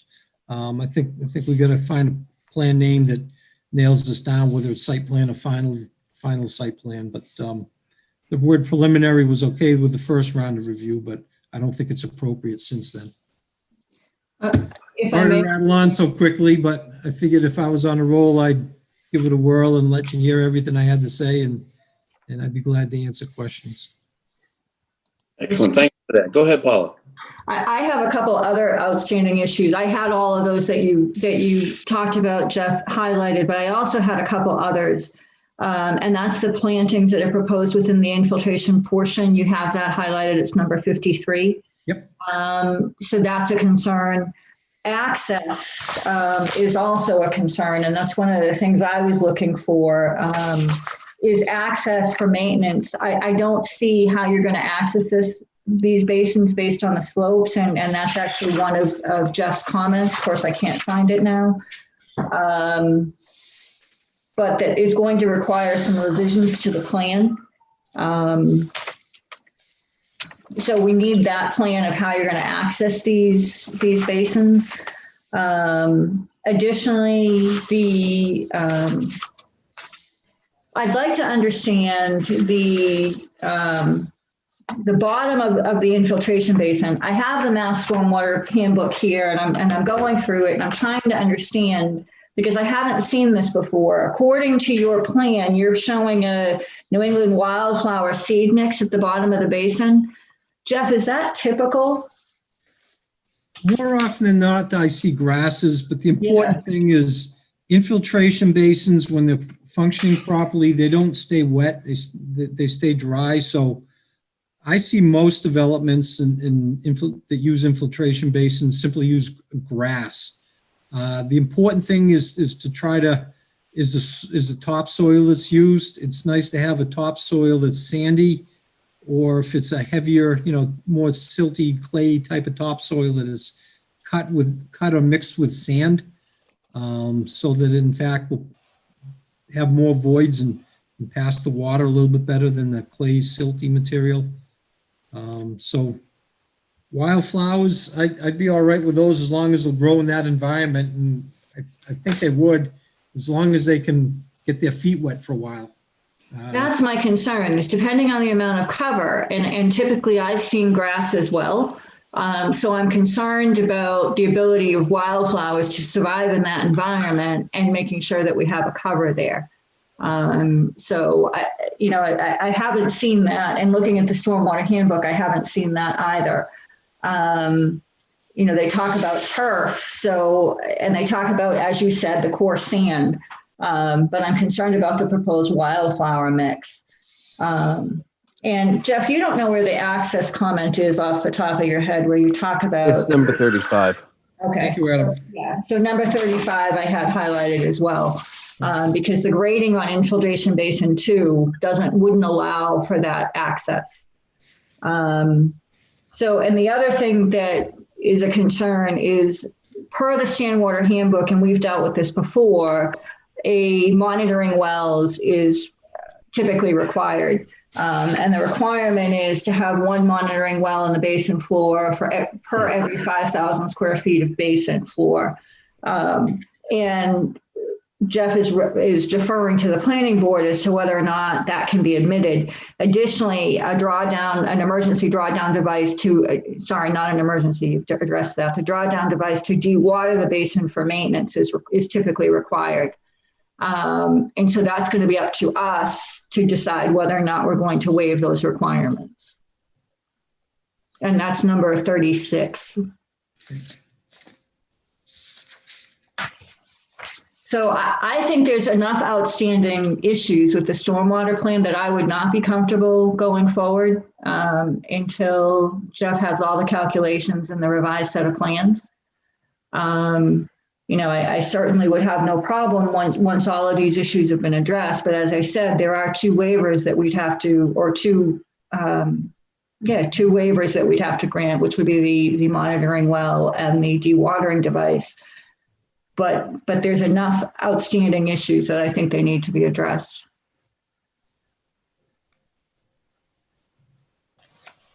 I would tend to agree with that. Now the dewatering, that's just an under drain with a valve, Jeff? Can use a valve. I've seen a number of engineers that would do an under drain in the floor of the basin, tie it into the outlet control structure, and put a threaded cap on it. So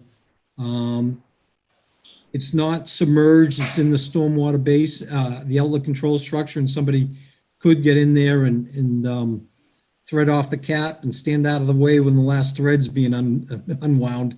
But nevertheless, it's a way to draw down the basin without having to put a pump in there and pump it out. That's the alternative. They have gravity on their side that they could achieve something like this. And it means that the bottom of the basin might be the bottom of the outlet control structure, the floor of it, if you will, the inside floor, might be a foot or two below the bottom of the basin instead of the same elevation as the basin. But they have enough elevation to do that. I like the idea of a valve and accessible from the surface, but chances are it's probably not going to be needed. And I worry about the potential of the water inside the pipe freezing at some point and doing more damage than otherwise would occur if you just have a threaded plug on the end of it. Right. Yeah, but either way, it's let's see. I'm trying to let me get a handle on the lowest orifice, the bottom of the V's. I can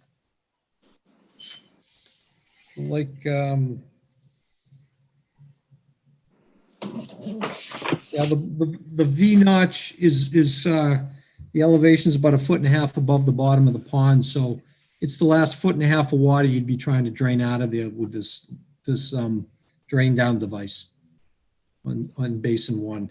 Point being is you're not trying to drain a full basin, just whatever won't go out of the lowest orifice of the bottom of the weir. Sure. And certainly we can address all those items. We just felt that because we have so extensive soil testing, we know the site drain. That's why we omit the under drain. We don't feel that's necessary, but we can add those on. Those are all the details. Easy.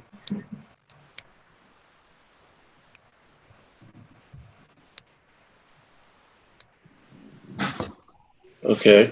And to clarify, one of my bosses is a landscape architect, and it's very common for him to specify the wetlands, the flower seed mix. On the bottom of an infiltration basin? Yeah, because as Jeff said, that they're not inundated with water all the time. They're often dry. I mean, these basins are supposed to be mowed like twice a season at least, right? Definitely want to mow them to keep the vegetation from getting too tall. And the same with the fill slopes, the sides of the fill slopes, you want to mow those to keep thorny vegetation down. And just as important, keep the trees from growing up. Nothing worse than letting a tree get good size on it and then it falling over and the roots tear into the berm, open up the voids and you know, it's good practice to mow them twice a year, keep all that vegetation from getting too tall, getting out of control. Which is why I think they typically are grassed to allow for easier maintenance. I absolutely agree with you, Matt, that I've seen the wildflower mix on stabilization of slope. But my issue is the bottom of an infiltration basin. I think that's a different animal. Okay.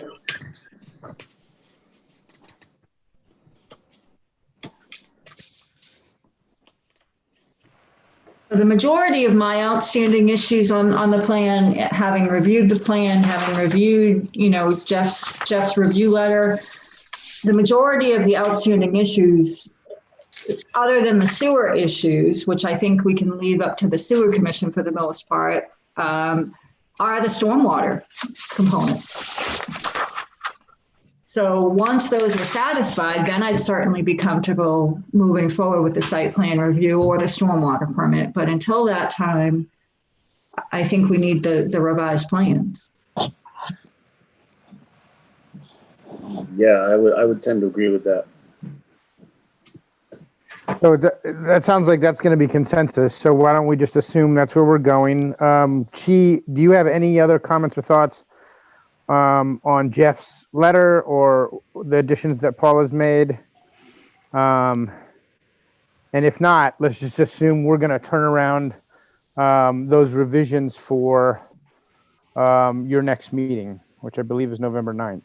Yeah, I mean, as I said, we reviewed all the comments today, and we actually start working on some of the revisions and calculations. And again, we feel that you know, most of the issue is dealing with adjusting, you know, rim invert, adjusting the pipe size and minor gratings, you know, and also detailing the changing the detail of the outlet control structure.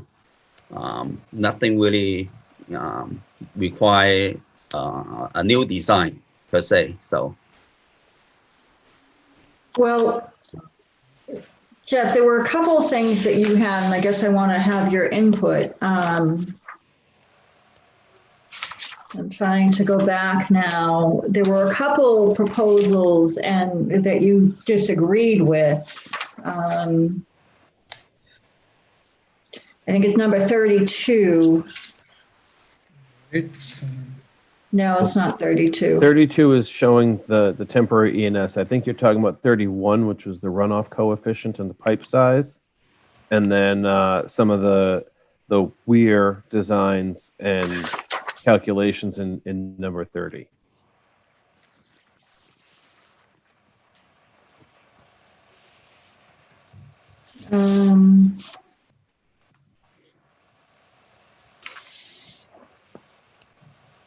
The emergency spillways, number 33, is where the approach is Jeff had some concerns about this approach. So I think that may need some design work, and maybe I'm wrong, but it's. Well, again, there's some minor grading to create that the spillway. You know, we pick a section of the top of the berm. Okay, so you're going to add an emergency spillway? Yeah, we can do that. At least that's the way I'm reading it. Jeff, jump in here. Yep, if they're willing to do it, I think that is the appropriate way to go without a doubt. It's low maintenance and it's hard to have one of those things fail. Chi, please run the riprap down the outside slope all the way to the base of the fill slope and just a little bit beyond. Yeah, what my plan is to have the spillway in riprap and then running down the slope with some type of engineered erosion control mat. So I mean they can be seeded so it's look natural going down the slope. It's gonna have to be if you're gonna do it as permanent erosion control mat, if you're gonna do erosion control mat, it needs to be permanent. Yes. Not short term. Everything I'm seeing around here, there'll be a slight depression in the side slope of the berm, lined with riprap so that the water's contained within the riprap. And it's it's a 2-to-1 or 3-to-1 slope. I'm sorry, I don't remember which. But either way, it's a lot of velocity that you're trying to dissipate, and there's nothing better than armoring. But I'm not going to tell you how to design it. Yeah. If you want to use grass, it's just going to be permanent erosion control matting suitable for that, for concentrated flow in that slope of earth. And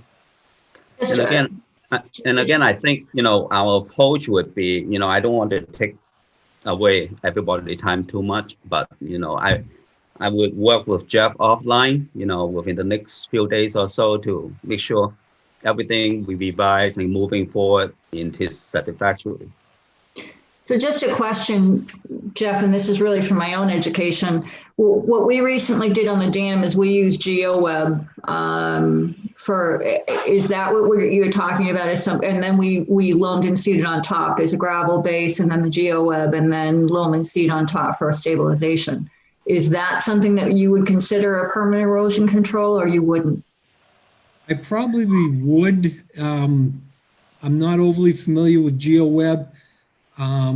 If I remember right, it's a very long-term type of erosion control matting or grass matting. I was thinking of like North American Green. They have anything that's maybe 3-month longevity, 6-month longevity. That's to get the grass up and grown and well rooted. To other stuff that's considered 3 years or 2 years, and then some they call permanent. And the GeoWeb would probably fall under that permanent type of category. There's nothing wrong with those types of materials. It's just as long as it's going to be there to hold back the shear forces and the turbulent water, whether it's next month or 20 years from now. Yeah, and that's my concern is I would want to see something permanent. I know when we looked at all different options on the dam, and obviously the velocity of the water is the biggest concern on a dam, which is why our engineers went with the GeoWeb. And I think, when you talk about a permanent erosion control, I think that's the kind of thing you're thinking about. But I would definitely want to see the specs on whatever you're proposing. I'm thinking about something on in the line of what Jeff mentioned. I know North American Greens has certain products that's for permanent, for spillway, basically. Okay. I think we're all on the same page. Yep.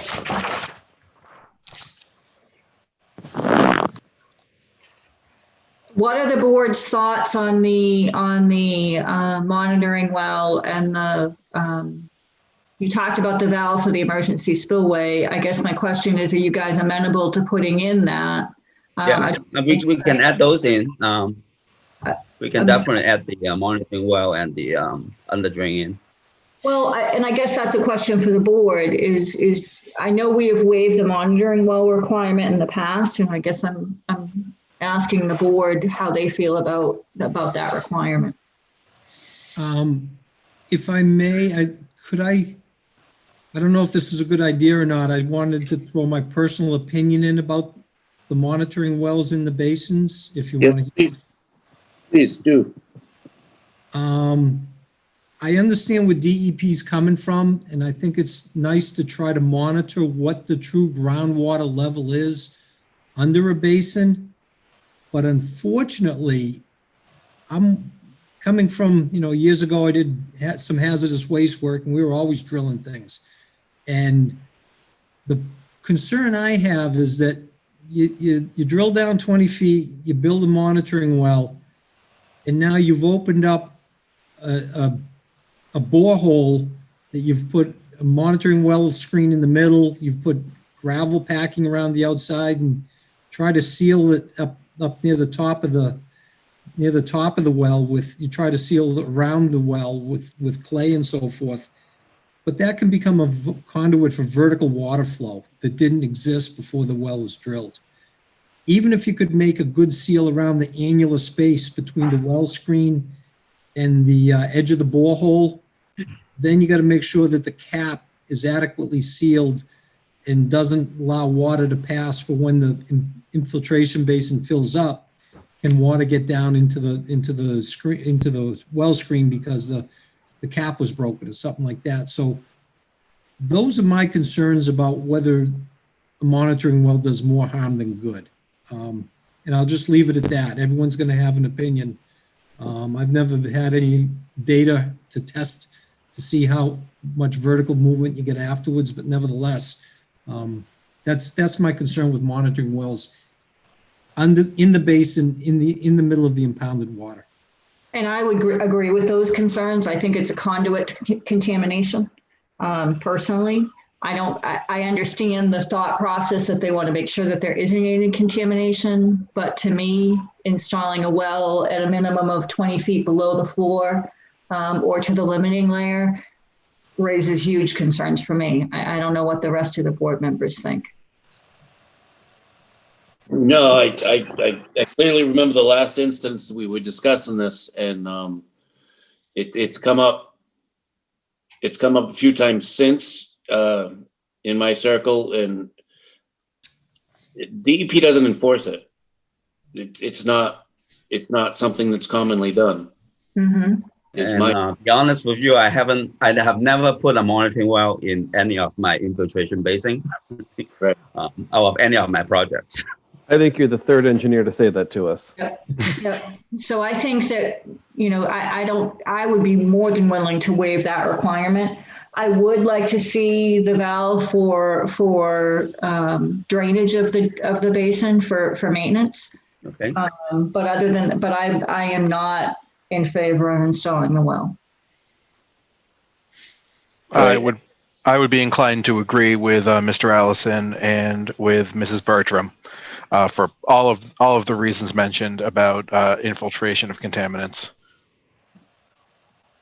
And as far as the valve for the underdrain, that could be like a water stop. It's something that below the ground, so you're not concerned about it freezing.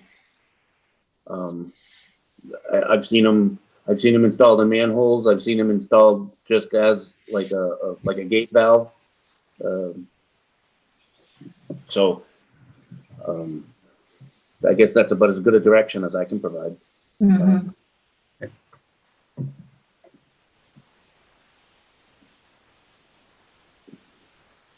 So yeah, unfortunately, it doesn't sound like we're ready to move forward for a few different reasons. But however, I would hope that you would take the suggestion and start the application with your SWIP and your NIPDs. The NIPSTIA has already been filed. The NOI for the NIPSTIs, and we did prepare a SWIP. I believe. You should all have a copy of the SWIP. Yeah, Okay. I think that might have been submitted with the application as well. And just for Chi and Sean and Nick, we do have a regulation that product is due the Tuesday before the meeting by 4 p.m. So you'll have, just over a week to get that stuff together and back to us. And by way of just closing that, I don't want to put Jeff on the spot, but would that give you enough time to submit a second letter back for November 9th? Am I also required to get them in by 4 PM? No, not near. They need to be in by 4 p.m. on the 9th. Okay. If I get things on that date, I'm going to be hard pressed to turn them around in a week. Okay. Right now, I'm just, even working extra hours, I'm having trouble keeping up. And I'm gaining on it, but this I turn around in 2.5 weeks. Use something like this, I'd normally would like to turn around a week and a half on a second review, but I'm gonna be hard pressed, but I'll do my best, but I can't guarantee it. And I don't want you. I want Sean and his team to just understand what that timing looks like, and it sounds like that might compress their timeline significantly. You and I can talk offline about how much time you need. Obviously, it's a case of the sooner the better. You said you'd already started. That gave me more confidence. Started this afternoon. Is there, so we've talked a lot about the stormwater. If you have nothing else, Chi, I guess I'd ask Nick if he has anything on the broader site plan that he wants to respond to, or if all Jeff's comments were clear.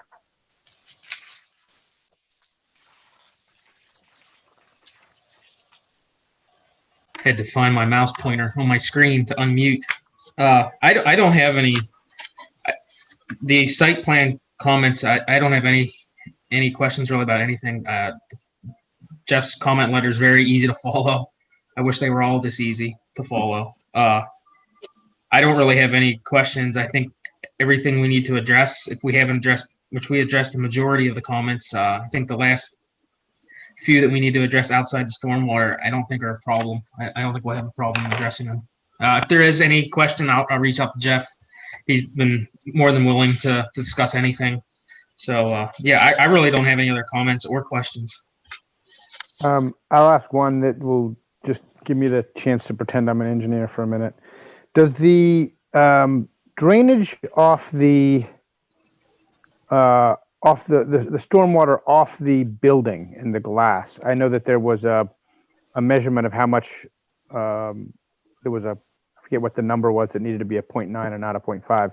Is that affected at all by the fact that we're going to have the gutters piped together and be draining some of that water into rainwater collection for reuse?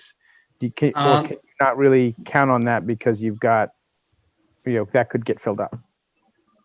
Well, I mean, that's a different issues. On the engineering standpoint, when we size the pipe to collect a certain amount of runoff. But on your building design on the gutters, that's basically follow the building code, I believe, if I'm right. So the building code has their own definitions on or how you size your gutters. And my experience is, the gutter is not going to collect 100-year storm on your gutters. If there's a 100-year storm, it's going to just overspill on the ground. And that's kind of like a gray area. The engineering standard, you size the pipe to collect the amount of runoff, but the roof is not really true collecting all those rain from your gutters. But we certainly, we are looking into the, the coefficients and, we probably upsize some of the pipe to in the revised plan. But, answer your questions, on the roof drain is going to follow the plumbing code, basically. Well, that's my only addition. I think we have our marching orders. I have very clear comments from Jeff. I hope we can. It was my hope. I mean, obviously, we would like to have stormwater approved at the next meeting if we have all of our stuff done and Jeff's had time to review, and if we can have the rest of the plan then too, great. But I appreciate everybody's willingness to review voluminous material and spend the detailed time. You're admirable public servants, and appreciate your time and effort on this. Sean, could I throw in a couple, I'm sorry, Mr. Chairman, could I throw in a couple of words about the modeling of the roof runoff? Yes, please do. The calculations, the 0.5 versus 0.9, that's the size of the pipe to get the runoff from the roof to that, to wherever it's gonna go. And if you're gonna impound water for the sake of reusing it, it doesn't affect that calculation because you need to get that water off the roof and to the impoundment. However, it could affect your hydrology calculations. Right now, the hydrology calculations assume that there is no impoundment in that water reuse basin, which is fine, which means if years down the road you want to make that basin go away, you could from a stormwater perspective. It's going to do more good than harm, not only for your use of water, but for your stormwater management system. Right. If you don't model it, but again, it's not modeled, so from a stormwater perspective, it doesn't have to be there. Again, that's why modeling how much water comes off the roof is not affected by that impoundment because the impoundment's downstream of it. I got you. The other thing Okay. with respect to how much water comes off the roof, these are called rational method calculations. They're not the hydrology calculations that use a 24-hour duration storm event, whether it's a 2-year storm, a 10-year storm, or a 100-year storm. Those rainfall events occur over a 24-hour period. These rational method calculations for pipe sizing use the most intense storm for the duration of time it takes for the entire tributary area to convey water to the pipe being modeled. So under the rational method, you don't have a 24-hour duration storm. You might have a 5-minute storm, a 6-minute storm, 7 or 8 minutes, maybe up to about 12, 15 minutes, but that's it. It's confusing, but they're apples and oranges. Yeah. The rational method from the hydrology calculations.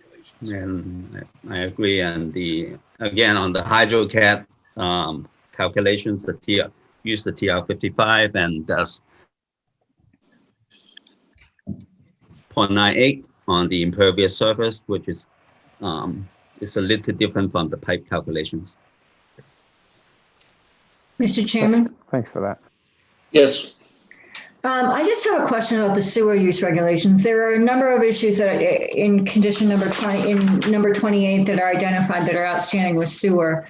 But I guess my question is if we are satisfied with the stormwater regulations and the other outstanding issues, the water district letter, et cetera, can we do a site plan approval contingent upon the approval of the sewer commission, or can we not do that? We can. Oh, now Adam's shaking his head yes, and Matt's shaking his head no. So does all of that have to be worked out before we can issue the site plan review, or can they do it independently?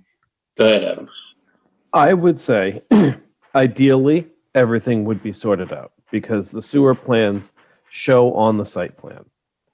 If there are outstanding issues, since the sewer commission has to issue their own connection permit that meets the regulations that they have promulgated, then you could condition that the development meet all approvals issued by local, state, and federal authorities. And I would recommend that the board would also condition that any outstanding issues in the review letter from Graves Engineering dated November 9th be taken care of prior to construction of the facility, because Jeff is doing both sewer and planning board. So yes, you could give them the approval because you don't have control over the sewer design. The sewer commission has the ability to implement their regulations, and if I'm not mistaken, they have the ability to provide waivers or alterations to those regulations. So in an ideal world, everything would be taken care of. If it was the board's purview or the board's pleasure that they felt everything is sorted out except for these 3 minor sewer issues or these 3 issues from the sewer commission, that we have correspondence that they're comfortable working out, then yes, you could do that. Matt, your perspective? Well, I'm going to ask the question is that we've been told time and time again that we can't condition approval upon another board's approval. So, but you use different words. Correct. So it's not a matter of that's purposeful, because I'm not suggesting that you would condition the board amongst another board's approval. I would say that what you're doing is you are holding them to abiding by permits issued by other boards, which you do already in many instances, and outstanding issues in a letter that was issued to the board is within your purview to condition that those be resolved prior to construction. Okay. As you have done for, I can think of instances where the board has had outstanding issues from Jeff that they've said, this is a minor issue. We're going to approve this project conditional that Graves reviews this, the amendments and finds them acceptable. So it's a similar process. So we're assuming that the sewer commission is going to approve it, given that they meet all the standards? Correct. And if it came to November 9th and there were still outstanding sewer issues, it would make logical sense to communicate with the sewer commission that they were comfortable that these are issues that could be resolved. And I'll just update you guys a little bit on our conversations with them. And my understanding was that, you know, what you guys would care about from a site plan perspective is where's the pipe run? Where are you interconnecting with the sewer? You know, is it the right pipe width and all that? And hopefully we've covered that. I think we have. The outstanding issues with the sewer have to do with, so we're installing now in North Carolina in our newest greenhouse a water recovery system that is going to dramatically reduce our effluent. We've never done it.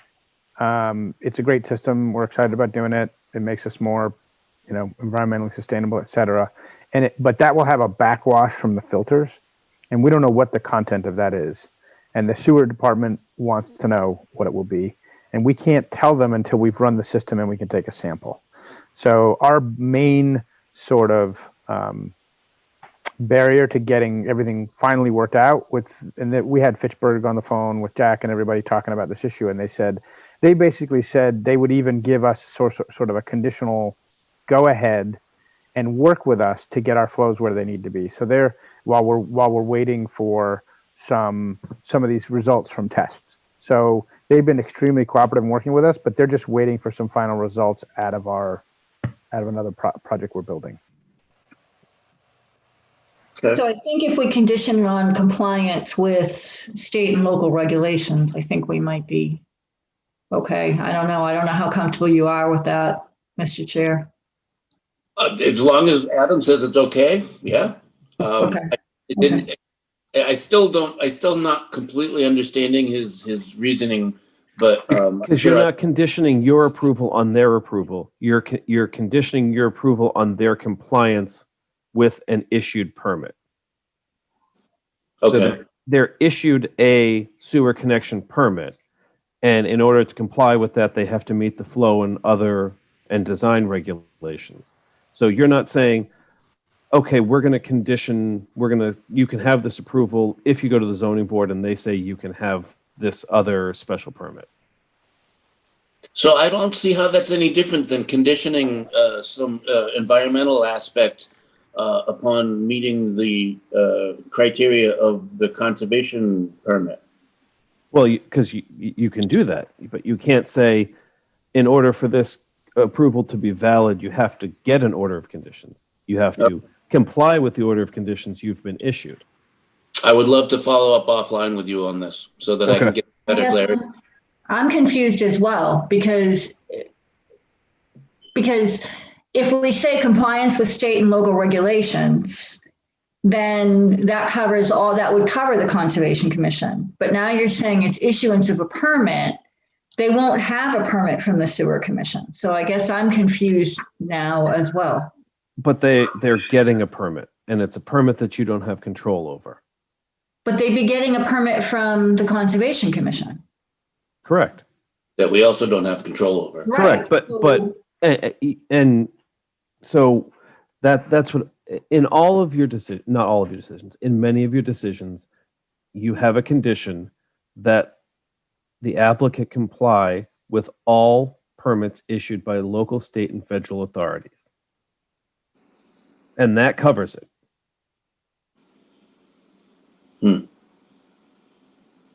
Okay, again, offline. Yeah. Can I throw Yes, out please. another please. idea or a different way to look at it? When I'm reviewing site plans, land development plans for planning boards such as yourselves, assuming I'm not reviewing the water supply requirements, whether they're well or public water, the wastewater disposal requirements, when I look at it on the perspective of site plan approval, I want to make sure the site is served by the necessary utilities that need to serve it. Usually that means potable water supply, that means wastewater disposal, and that means electricity. And from that perspective, whether it's site plan that has a private well on the property or a public water supply because it serves enough individuals that it triggers public water supply, but it's an on-site well, or if it's an off-site connection to a public water supply, if the site plan shows that information and it makes sense to me, I say, okay, good, we're good on the water supply side. Now we look at the wastewater. If they say we're going to tie into the town's sanitary sewer, and I see a sewer design, a sewer connection, reviewing for planning board, I don't normally get into the sewer department's requirements. Did they comply with the sewer department? Because I know the sewer department's going to do that. If it's on-site wastewater disposal, I know the Board of Health is obligated to review the septic system. So on site plan review, if it's got a septic system, I make sure that, they've covered the bet on, is there a septic system? I don't expect the full design. Is there space allocated for septic system? Is there space allocated in the case of connected to sewer for the sewer and some form of sewer connection shown? From site plan review, that's as far as I go. In this particular case for Bright Farms, the sewer department specifically asked me to review their criteria. That's why you see in my review comments. Normally I wouldn't be commenting on that stuff. Did that help or only make it more confusing? Give us more info. Thank you very much. In that same vein, in the review letter from Jim Gariffi of the Board of Health, he talks about things that I think are outside of our scope. He talks about the fertilizer plan and the proposed site operation and groundwater, and he's talking about the workings of the operation. I think that's beyond our scope. So if we simply say compliance with state and local regulations, that covers it. That's correct. And I did talk to Mr. Gariffi today, and the one issue that would come up that may be affected, and I expect, Sean, you'll be speaking with him soon, is if there were to be I assume you guys use some fertilizer of some sort in your hydroponic growing, and I'm assuming you probably mix it on site to your specs. So there's probably a room where you store these materials. They're probably classed as hazardous materials in some way, based on the sheets that go with them. And if there were a floor drain in the growing floor or in the storage area for these, there would probably need to be an industrial waste holding tank associated with that floor drain in the event that a full strength fertilizer spill were to happen, and that should be depicted on the site plan. If there's no floor drain, then his feeling is that issue is moot. Is there a floor drain? No, I don't believe so. This comes up everywhere. We will submit to him exactly where we store these things and what our controls are and everything, but there's no floor drain. None of them are liquids. There's not really a reason to have a drain. So I don't think it's, they get poured into in another area where they're basically automatically dosed into the ponds. So we have all our procedures for how we manage those chemicals, and we'll get him. I think he'll be happy with what we give him. And I think you'll be surprised, Mr. Gariffi worked very closely with Little Leaf over at Devon's, so he understands your process, I think, better than almost anybody except maybe your growers. So I think he's coming from an informed place, so I think you'll have, I think he has higher expectations than maybe some people as far as the information that he may need based on his previous knowledge. That's great. All I right. agree, Paul. I think most of his stuff was operational. So I don't think I think we still do not have any public with us. We do not. I just want to check in with Mr. Torgerson and make sure he's still audible and if he's got anything that we overlooked. Our other member, Eric? He is muted. Okay, well. Adam, can you unmute him or? I can only ask him to unmute. Okay, Oh, there he is. here he is.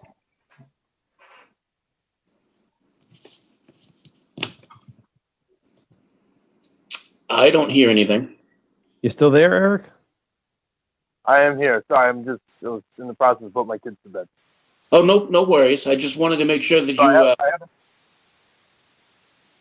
go ahead. oh no, I was just saying I have the earbuds in. I was listening. I was just getting them to bed.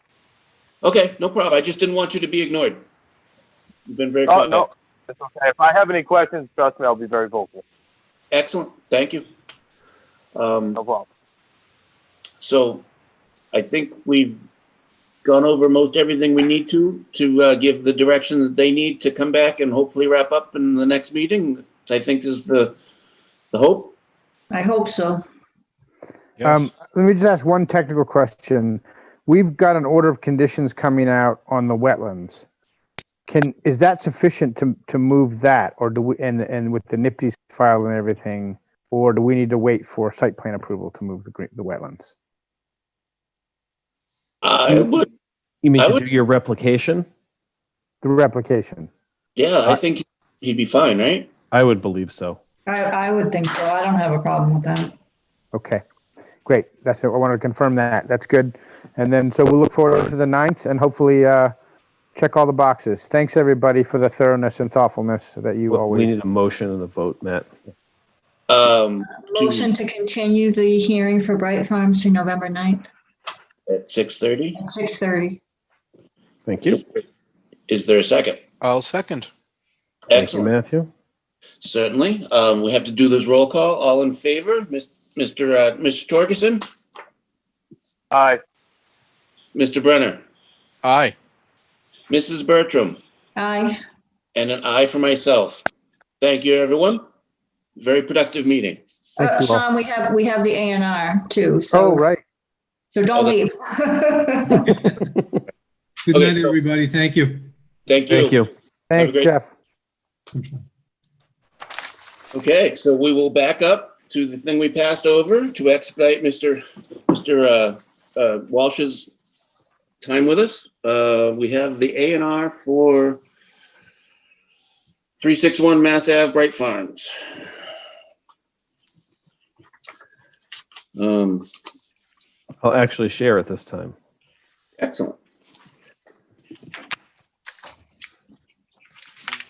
Now, I'm not going to infer anything from the abutters, the owner of the other two parcels, but I still haven't seen any easements or language addressing the basins and the grading outside of the proposed lot lines.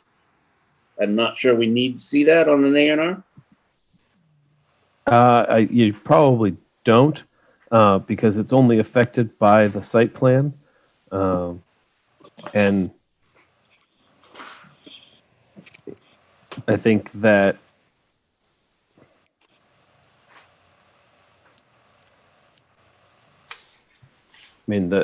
this just divides the property. The site plan would be what.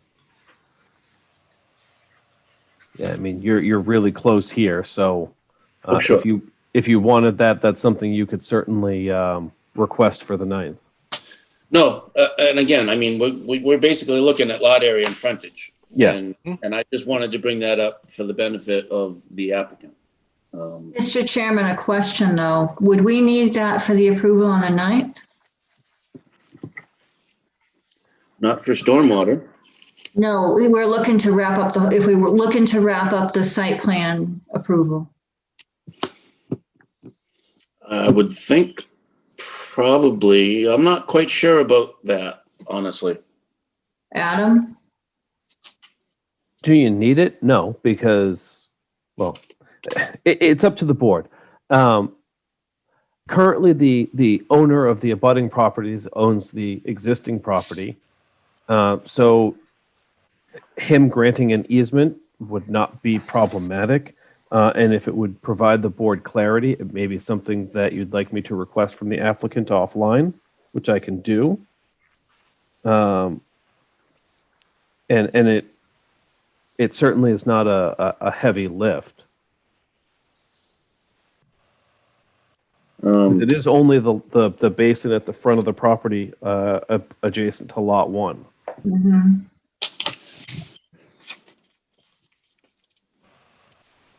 So we're basically, So I'm sorry? Go I ahead. was going to say, I'll reach out to the applicant tomorrow. Okay. So we're looking at frontage for this lot being 172.15, correct? Correct. And I don't see any indication of any existing easement. Well, I do. I see LNT access easement, but it's not on that parcel. So I guess my question is, are there any existing easements along the 172 frontage?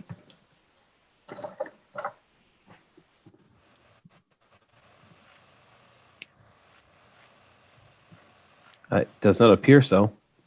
Well, right. I guess I was just commenting that I don't see any. So, So just to clarify, because you're, I'm catching up to what I think you're asking for.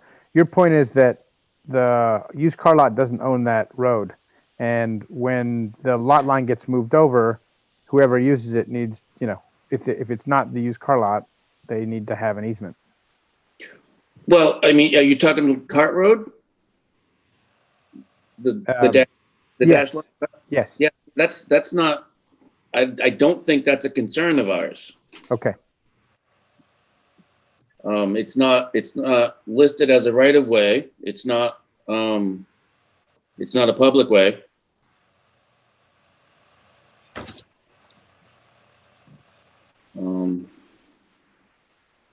Yeah, no, I was just getting at the thing that we've recently that has recently come to the foreground is that the encumbrance of more than 50% of the frontage with an easement. And I just wanted to make sure that that wasn't the case. Oh, I see. No. So can you talk about the A&R, Sean, maybe? Or whoever? Yeah, I think this is sort of, and the last time we looked at this, it wasn't in this form. It was, we showed you the sort of overall site plan and how it was going to be divided. Steve Powell's been consulted and accepts that parcel C, I believe that's what we're called. The back part is going to be an unbuildable lot, and that he's retaining lot 1 as a future site, but he has no idea what's going to happen there. There's no plan for that right now. We had, this is something we've, he got to see this, in fact, when Bingham did it. Whitman Bingham did it. They sent it to him at the same time they sent it to me. And this sort of serves his purposes and our needs. I don't know what else to tell you about it. Hopefully it's what you expected based on what we'd shown you before. Yeah, it's pretty much what I expected. The one thing he did that might be a change is there's this awkward old entrance at Cart Road that kind of runs, it turns awkwardly off of Route 2A. And he wanted to neaten up the lot lines based on his friendship relationship with the used car lot, and so that's kind of getting, those lot lines are getting rationalized a little bit. That's the only thing that you might not have seen before.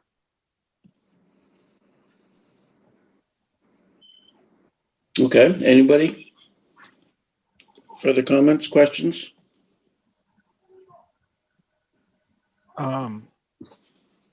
Memory escapes me on this. We can approve with an A&R the non-buildable lot, parcel C with no frontage. That's You fine. can. Okay, great. Especially where it's noted as not a building lot and it's called a parcel, not a lot. And then note 7 goes on further to explain that. Yep.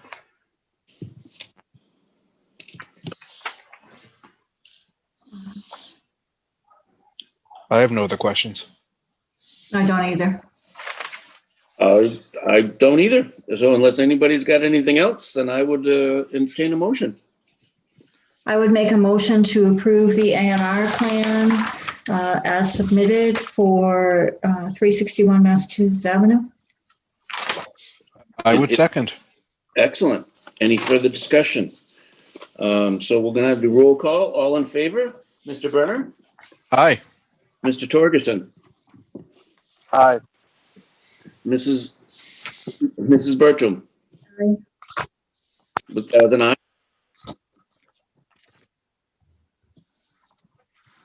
I think that was an aye. And an aye. I'm sorry? I don't know who you were questioning or if it was an aye, that's all. Mrs. Bertram? Aye. Excellent. And an aye for myself. So when we all have opportunity to get to the planning office and sign this, then I assume everything's in the office now. It is. Does anybody, is there an impetus to get this signed document?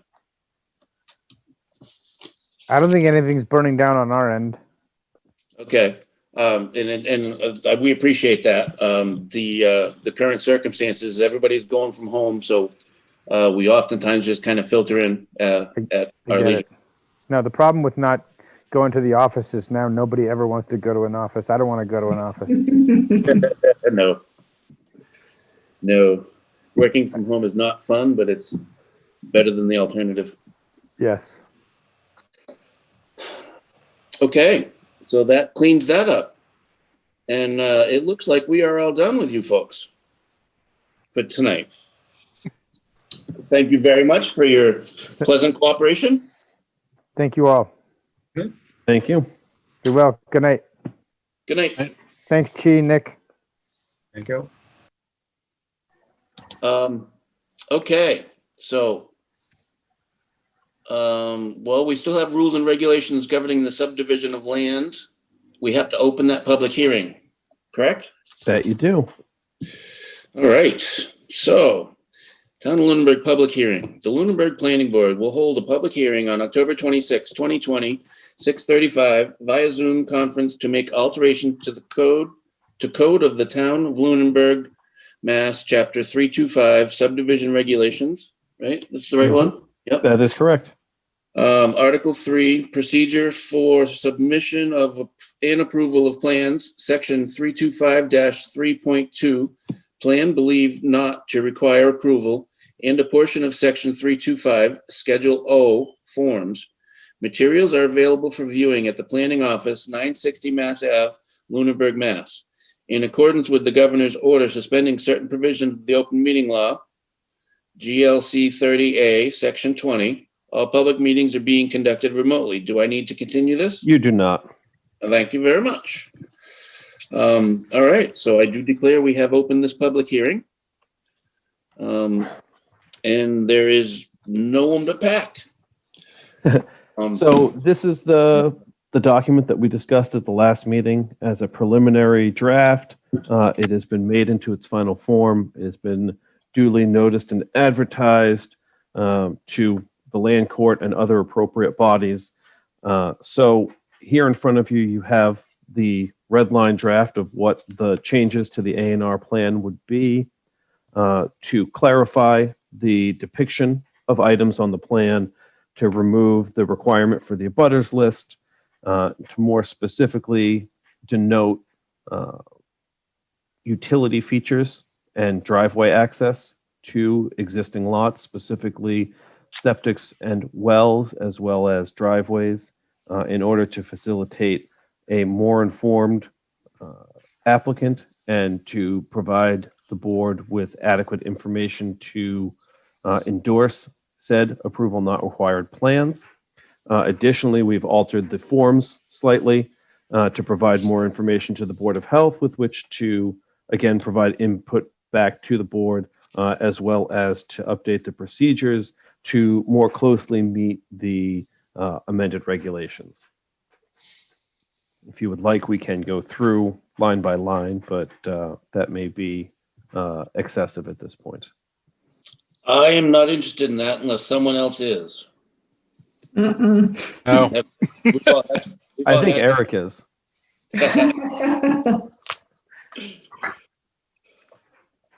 I had an opportunity to review it. I found no issues with what we'd previously discussed. Anybody have any input? I didn't have any issues either. no issues. Okay. Is there any, was that Mr. Torgerson chiming in? No, it might have been Adam shuffling papers. So public hearing, is there any public input? Hearing none. All right, What action do we need to take, if any? You need to motion and vote. well, we need to close the public hearing. Well, yes, yeah. And then, so we need a motion to close the public hearing. So correct. moved. Motion to close the public hearing. Second, Second, any further discussion on closing the public hearing? Okay, roll call vote, all in favor? Mrs. Bertram, Aye. Mr. Brenner, aye. Mr. Torgerson, Aye. and an aye for myself. Okay, so now we are out of public hearing. And so we need a motion to approve this for, To amend the rules and regulations as proposed. I I'd will- make, Go I would ahead. make, okay, I would make a motion to amend the rules and regulations governing the subdivision, is that the one? Yeah, Yes. governing the subdivision of land, as proposed. Second. excellent. Any further discussion? Okay, roll call vote, all in favor? Mrs. Bertram, Aye. Mr. Brenner, Aye. Mr. Torgerson, Aye. and an aye for myself. Thank you. Super. All right. So less official stuff, but still official. So we've got two board representations positions to fill, one being the TCP Building Design Committee and the other being Capital Planning. I'm not sure that I've mentioned it before, but it recently became a question, and the town manager did some research with some other folks and determined that so the capital planning is a 3-year term. And it has been determined that the term that is available now is in its second year, I believe. So there's 2 years left of the term that is available. Do you recall that email, Adam? I don't know that I was on that email, but I think you are correct. Okay. So technically, I was on that last year, and I did not realize that I was in my first year of a second term, and I don't have a problem taking it. Or since I've already relinquished it previous, then I wouldn't have a problem letting somebody else take it. Capital planning meets typically an hour before the Board of Selectmen on Tuesdays. Usually Tuesdays at 5:30. 5:30. And I'm not quite sure when TCP is meeting. They've been meeting on Wednesdays. Okay. I think it's in the 6 o'clock hour, but I'm not 100% sure. I usually Okay. catch them on replay. And I think that's a 7-member group that's currently, It is. and they're currently missing their citizen at large? They're missing 2 members, planning board and citizen at large. Okay. And they're getting into the heavy season for them. They're trying to get some stuff together before town meeting, and then I think they're going to be at a pretty good clip from now until spring town meeting as well. Okay, but doesn't their contract expire shortly with There the? is no end date on their contract, only deliverables. No, I mean with the architect and the. No, that's what I mean. Yeah, they don't have a. It's not a fixed time contract. It's a deliverables contract. Okay. And my understanding from when the committee was created is this cost estimate is just the first phase of the project, and this committee will theoretically, depending on how things go with town meeting and funding, but continue on through design, construction, etc. Okay. So is there anyone who feels strongly about wanting to take either? So Matt, if you're still willing to do capital planning, I think that's great. I don't know if anyone else. I certainly am happy you're willing to stay. Think of all the experience you bring.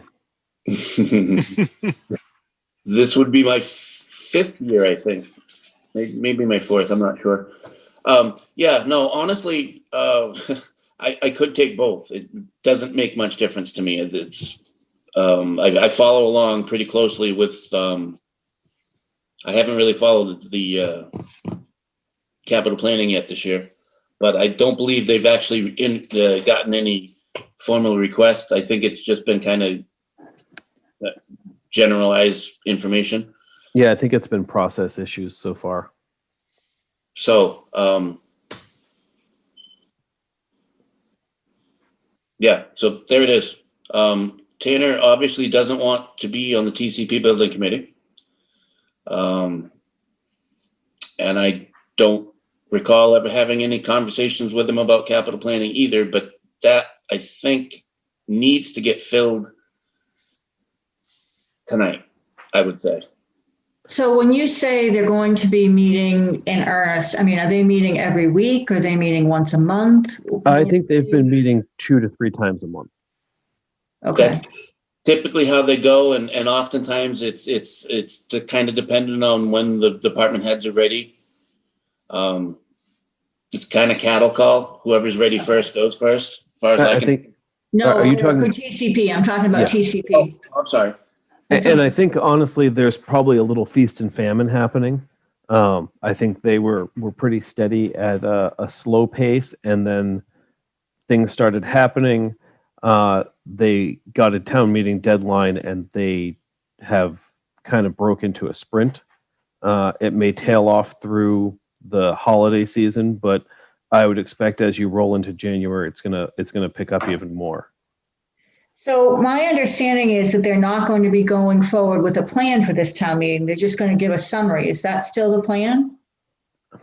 Or what is- That was my understanding. I don't know that I've watched their last meeting as of today, but they're providing a report in the warrant, and That's then what I thought, I yeah. think the intent is to have a really solid estimate for spring, and I think that will involve a significant lift between now and then. Okay. And again, there's clearly more time, and it may not be the same pace that they're at now, but it's not going to be a leisurely once a month committee the way that I understand how they're moving. Okay.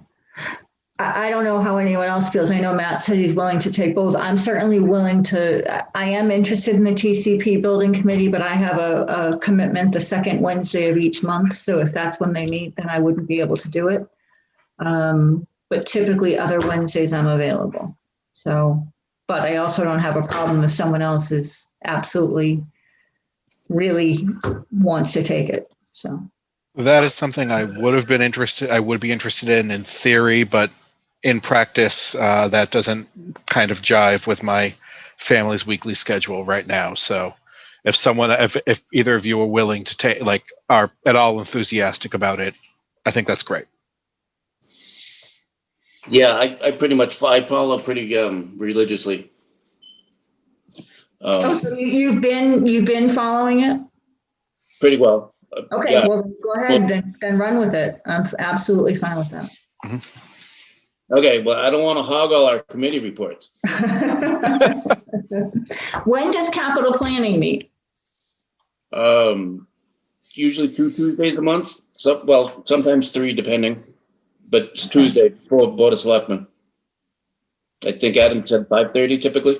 I think So they're usually what are you on 5:30. now? What are you on now, Matt? You're on Stormwater Task Force, Agricultural Commission. Then And you that's- do PCP Capital. So you'd have 4 committees. Yeah, and stormwater is defunct until we can get back together. I mean, we haven't met since February. I'm sure the town manager would like to have us meeting again because there's going to be stuff coming up with the permit.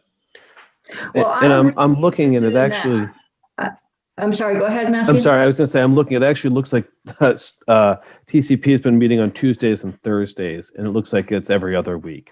Okay, I can't do that anyway. So, Oh, well, I would have a conflict with Thursdays. yeah, If it I was- can't do Thursdays.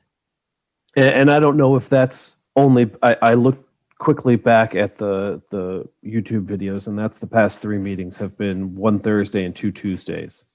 And I don't know if that's a product of Zoom congestion or needing to get people together to try and get stuff in for special town meeting. But those are the 2 things I would suggest may be at the heart of that. So the one that has to be done tonight is TCP, right? No, the other way around. I think both. I think Both have to be done. Okay. TCP is really looking for some help. Okay. So Matt, I don't know if you want to stick with capital planning, or how you feel about, obviously stormwater is a passion of mine. So I'm willing to take either stormwater or capital planning, but I don't know, I don't want to take them away from you either. So. I mean, I've been on stormwater since it started, and I kind of feel like they've lost sight of what they were charged with a little bit. But I mean, my feeling on that was we were pretty much charged with finding a funding source and making sure that the paperwork got filed.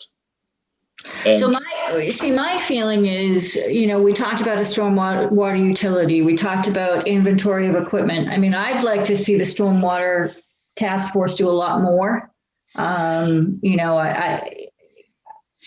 would like to see them move towards that direction, is really investigating the equipment that we need, finding a funding source for that equipment. And obviously permit compliance is critical. But I'd also like I have a big thing about just complying with the mandate versus trying to improve and potentially exceed the mandate. right. So that's what I'd like to see happen. Yep. Stormwater is one of the biggest pollutants in the state of Massachusetts. So I'd like to see us aggressively work on that. And we have a very extensive stormwater system, and we have, 4 bodies of water.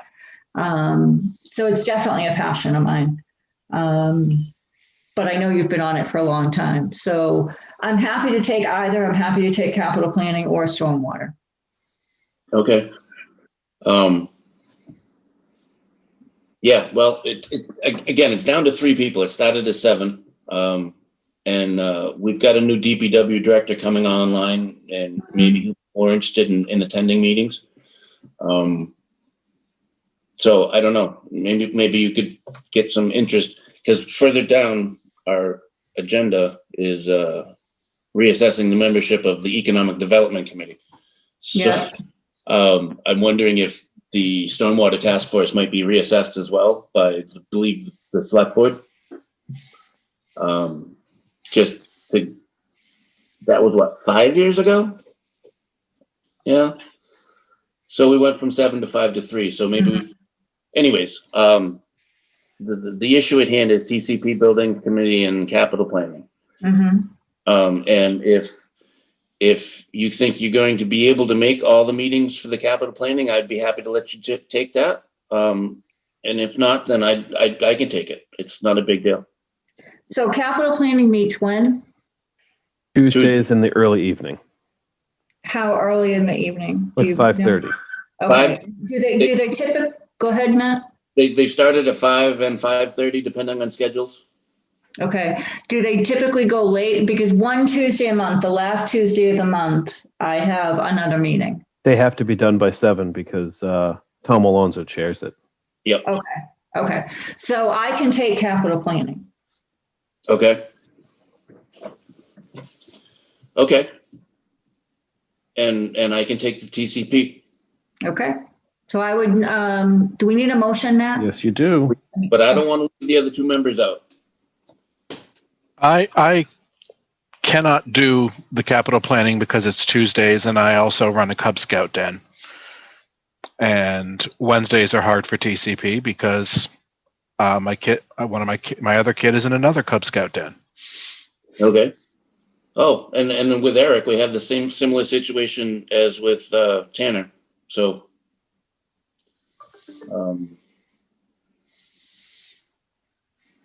I'm going to assume that Eric is okay with not having either one of these appointments either. Mhm. Okay. Very good.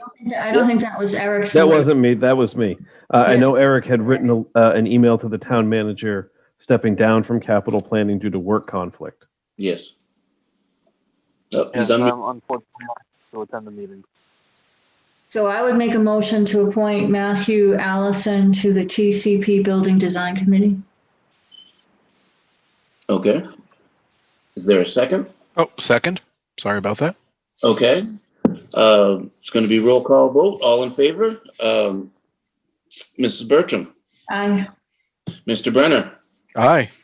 Mr. Torgerson, Aye. and an aye for myself. Excellent. Thank you. So now we need somebody on capital planning.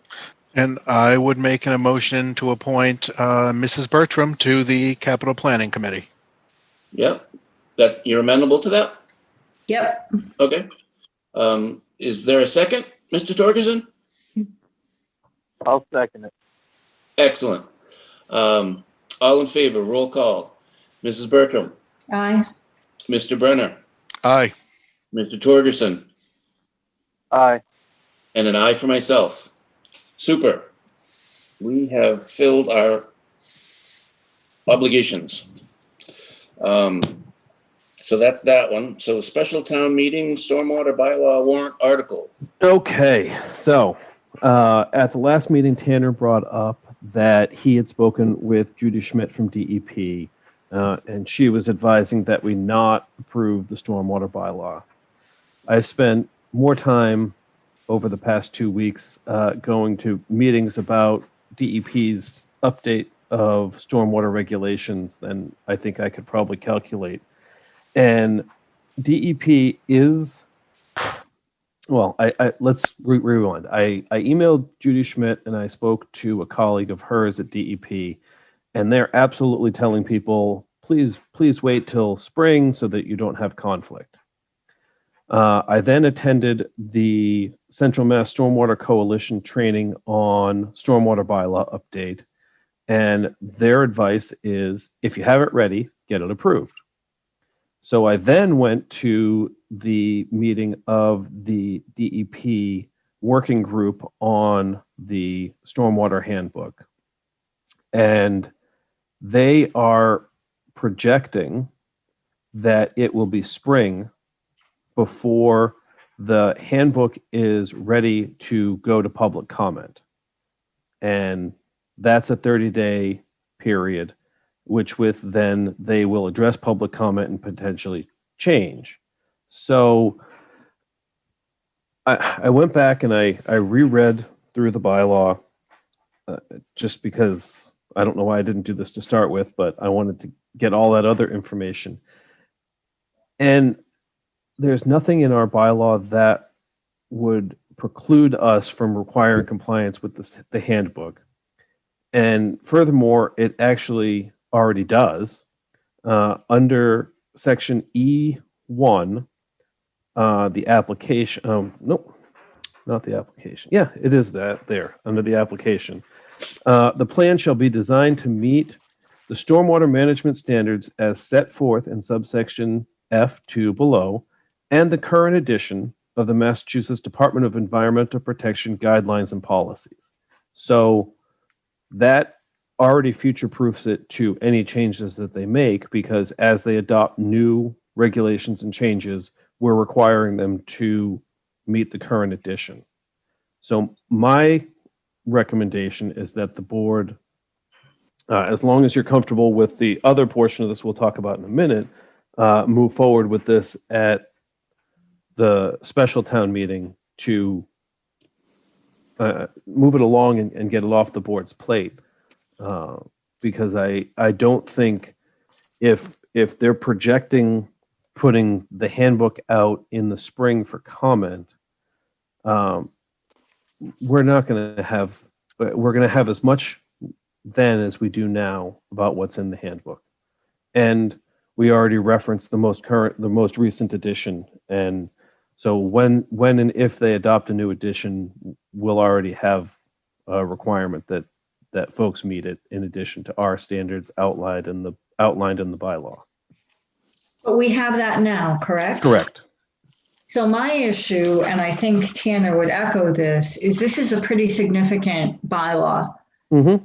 And trying to do it at a special town meeting, I know Mr. Cole has expressed concern with passing a bylaw at a special town meeting versus at a regular town meeting. Mm-hmm. And I would tend to agree with that, especially in the current environment that we're in, that this is remote meetings, et cetera. I have that same level of concern. I don't see any impetus for us to move forward with this at a special, specifically because one of the concerns that we had is that we would be out of compliance with the requirements. But based on the language that you just pointed out, we would require applicants to be in compliance. So I am less likely to want to move forward with this now, just simply to get it off our plate. There's no reason we can't leave it the way that we have it now and pick it back up in a few months. I mean, we have it done and we can have it ready and move on to something else. But I share Mr. Cole's concern that trying to do this at a special will have limited participation and limited discussion regarding the bylaw. I guess my counter argument to that would be we've been working on this for almost a year, pre-COVID. It is altering the bylaw to meet mandatory requirements that have been already imposed upon us by the Phase 2 permit. This is not the planning board deciding that there's a regulatory change that they want to make. It's a regulatory change that has been imposed on us that we are required to do. And I would hate for us to take this and have there be some picky part of it that someone finds that they decide, well, I'm going to get a bee in my bonnet that we could amend between special and spring, and have that second chance to pass it before we are out of compliance at the end of June. Ultimately, it's the board's decision. The board is proposing the bylaw, but this is, I don't want to say it's an insignificant change because it's not. There are a fair amount of things that change, but this is not the town's or the planning board or some other faction looking to impose specific regulations on Lunenburg. This is a federal mandate, for lack of a softer word, I guess. Unfunded, by the way. Unfunded as well. Unfunded mandate. So two things on my end. I'm not concerned about passing it at a special town meeting. The thing that concerns me is proposing it to pass at a special town meeting, not having it pass, and then throwing it back up there the next meeting. That's my concern with the special meeting. And the other thing is, doesn't the 90% TSS removal, isn't that more than the handbook? It is, No. but it's not more than the permit. Right. So the phase 2 permit requires 90, the handbook requires 80. And that's part of, this permit was part of the impetus for DEP to start rewriting the handbook. So Because they're going to have primacy and they wanted everything to sort of line up in some way, so when they update it, theirs is going to say 90. Mhm. theoretically. Okay.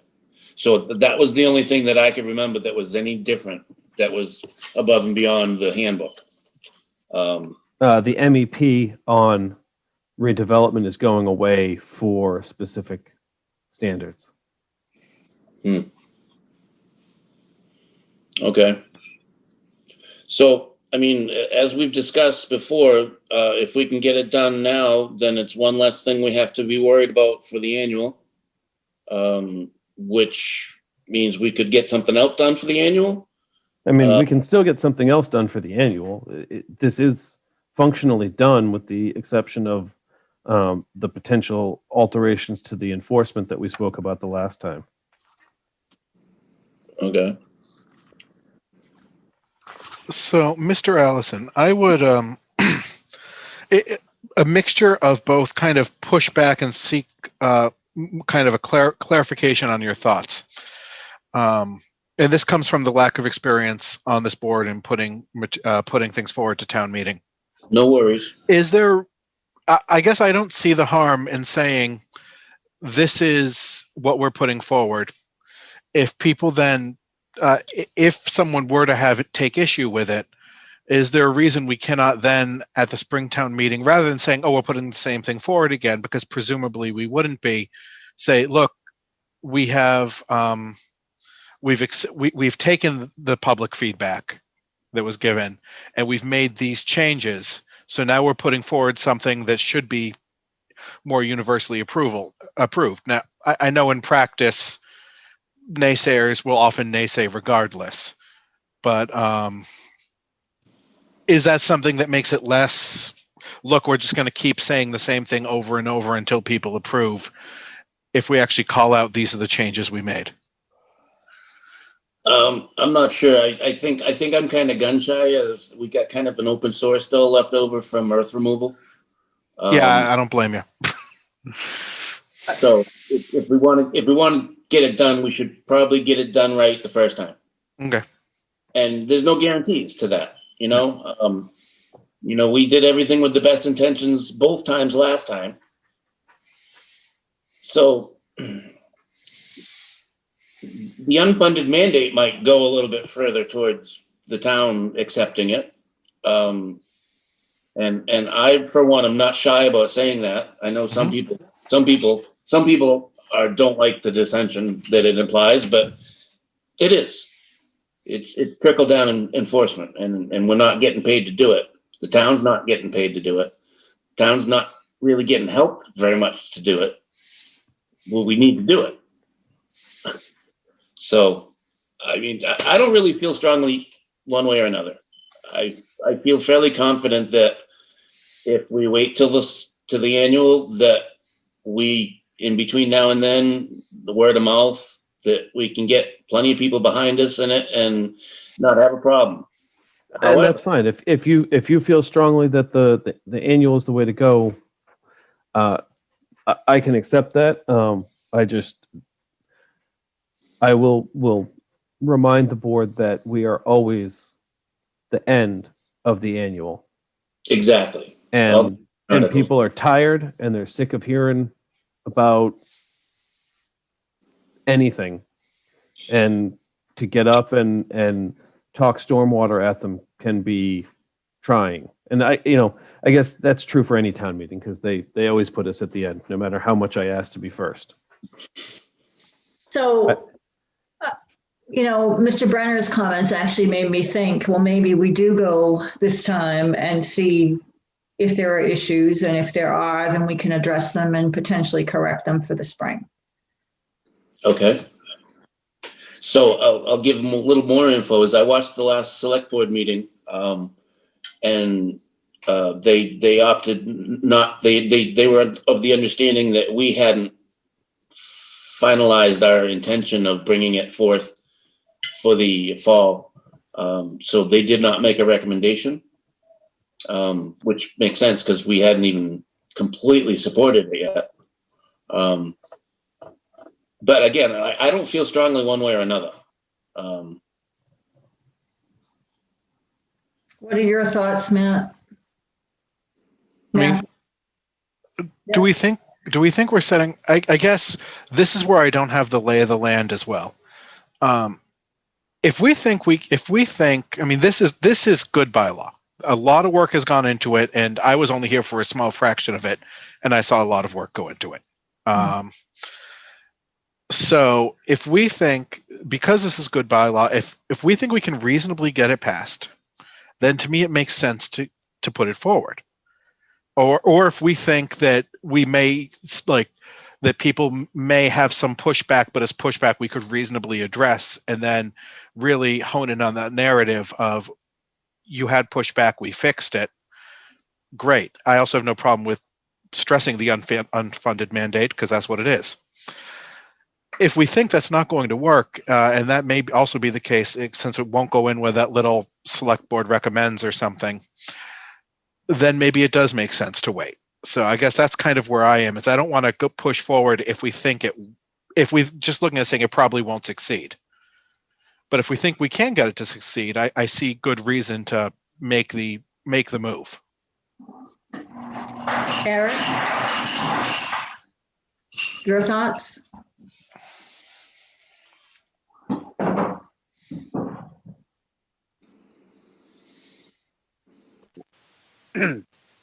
I'll be doing more reading on the stormwater. Excuse me, sorry. Getting over a little cold.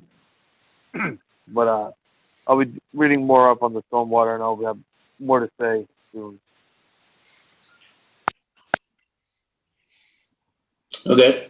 So I think there's 21 articles on warrant right now.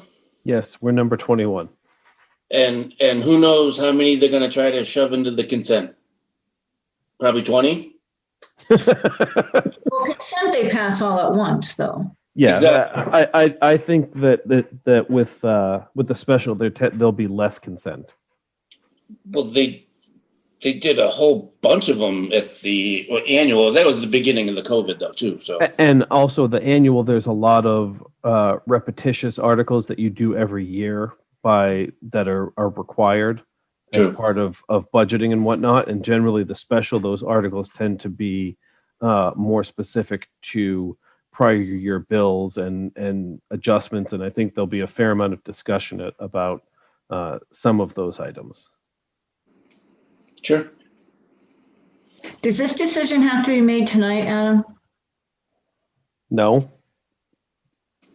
I do need to submit something to the select board about the bylaw, which I can do without the board's decision.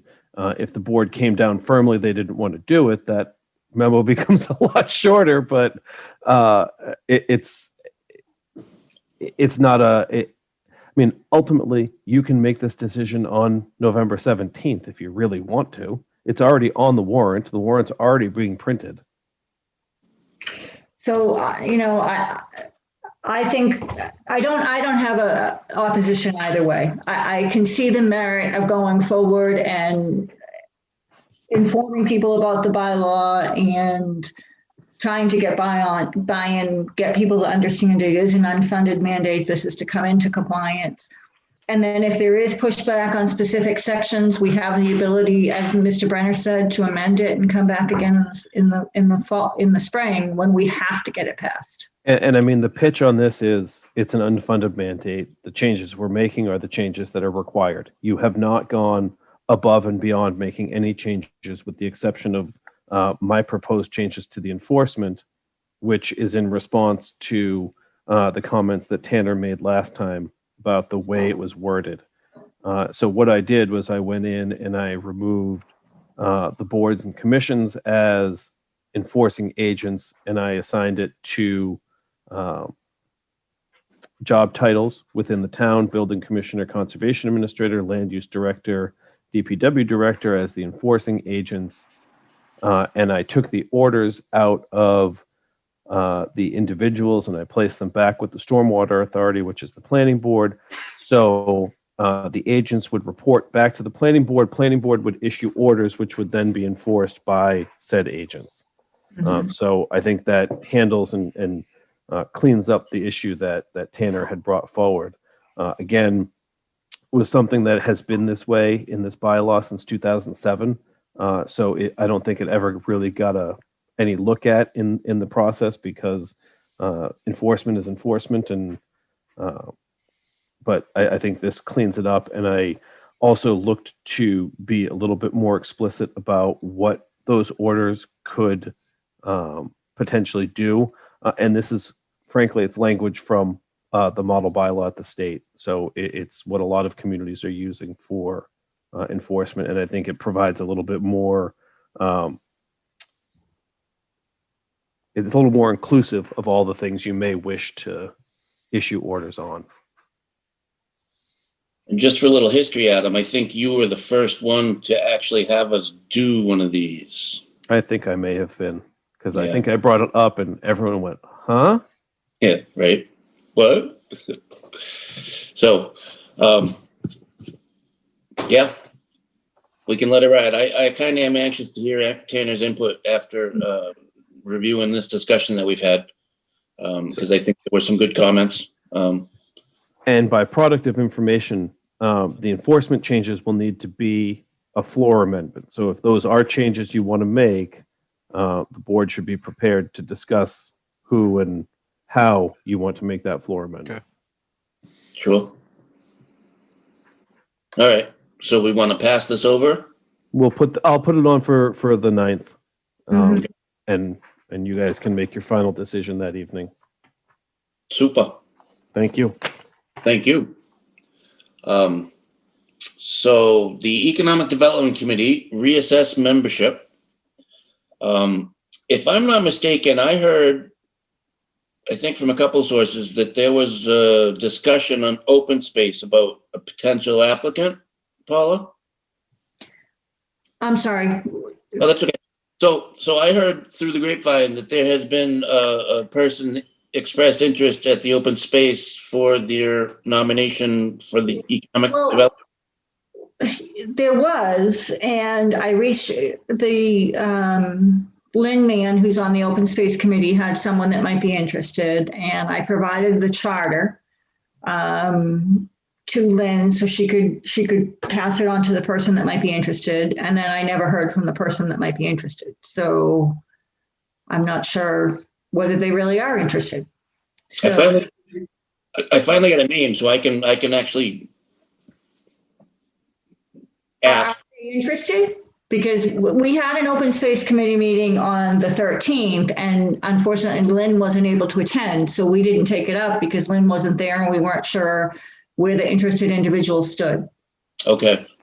I have spoken with them and they did express that they continue to have interest. Oh, good. Okay. So there's this potential to get 3 members and actually start meeting. But the reason that this is on our agenda tonight is that Conservation has recommended that we ask somebody else. And Agricultural Commission, we have been looking, and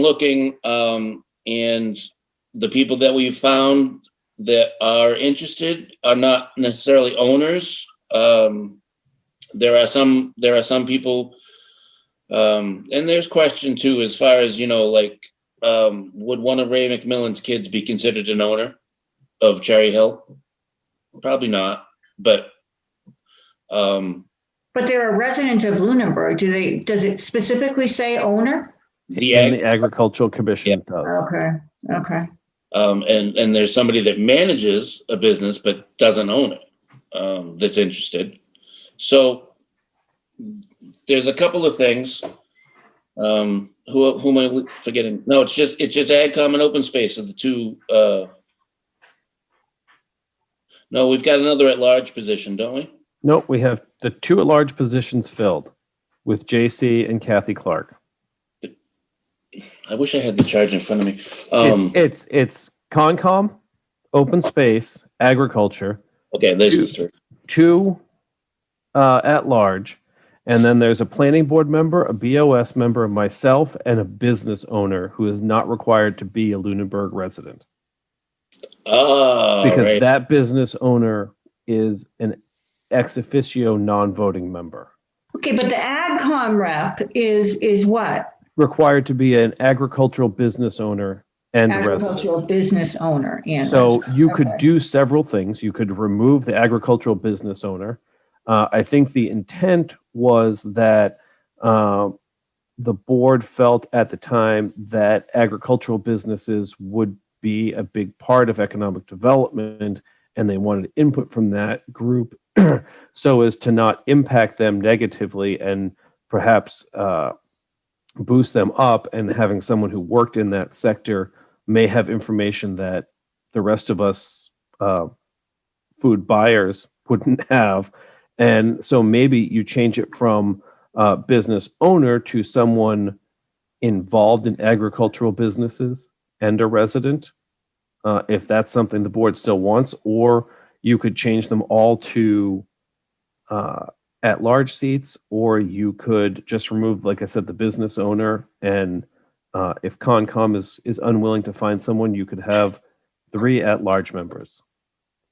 So I'd like to say a representative from the Agricultural Commission and leave it up to the Agricultural Commission. I mean, you guys know who would be a good representative to represent agricultural interests. So that's what I would recommend, is similar to open space, a representative, a designee from the open space. Same with agricultural. I mean, I think one of the McMillan kids would be perfect.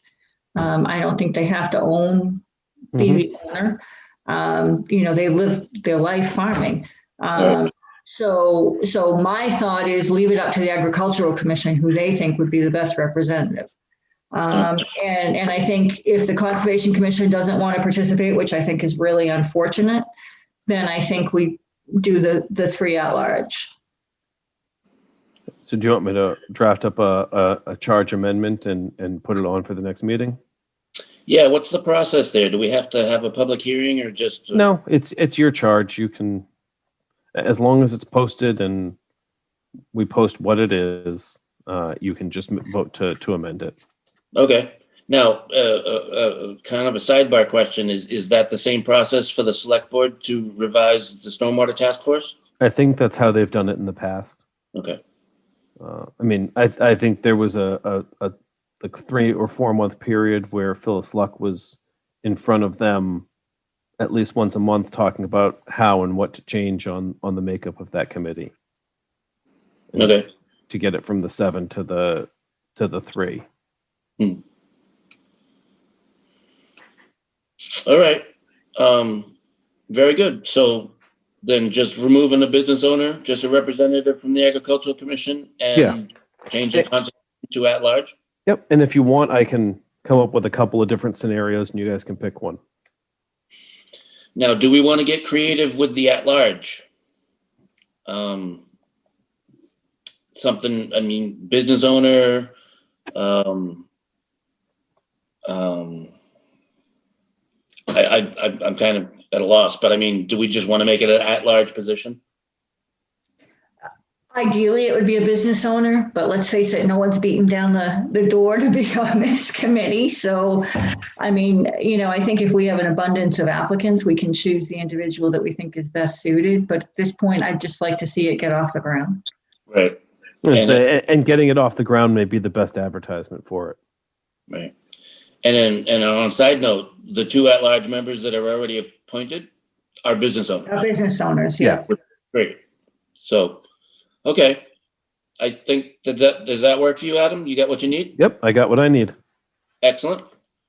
And we don't need a motion, right? No. Okay. All right. So now we're on the minutes approval. I would make a motion to approve the minutes of September 28th. I'd second. Okay, is there any discussion?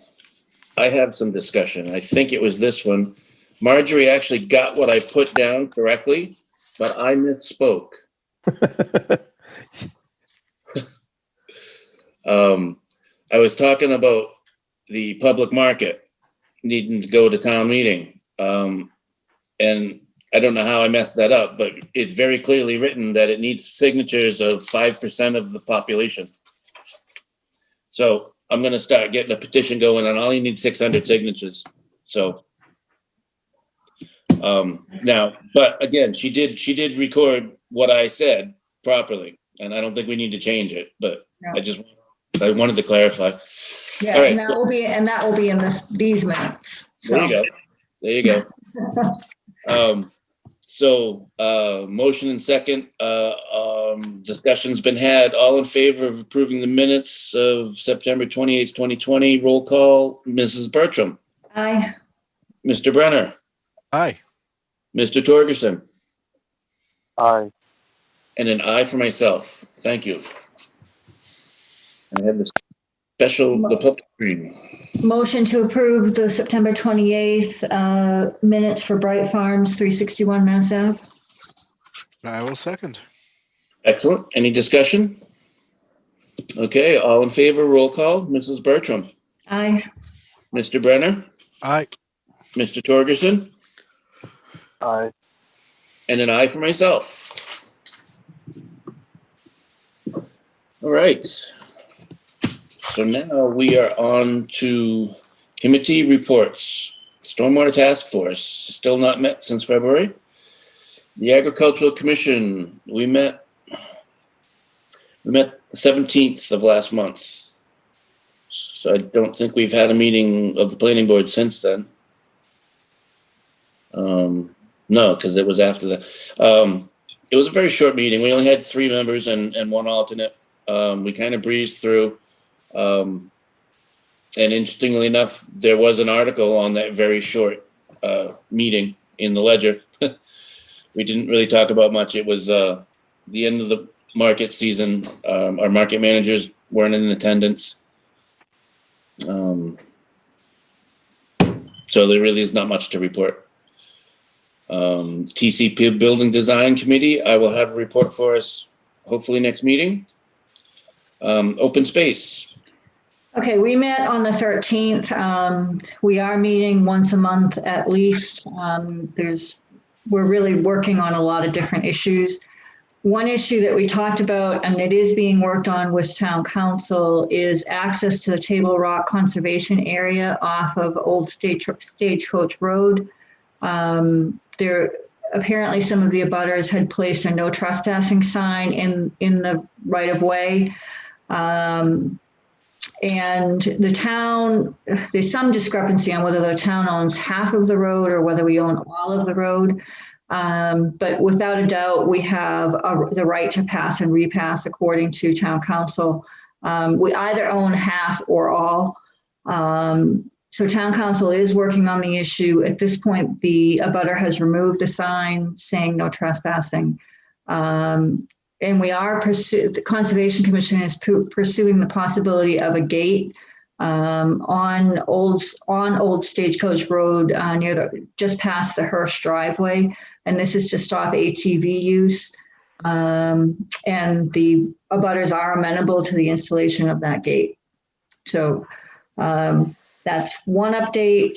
We talked also about the upgrade of Marshall Park, which I mentioned last time.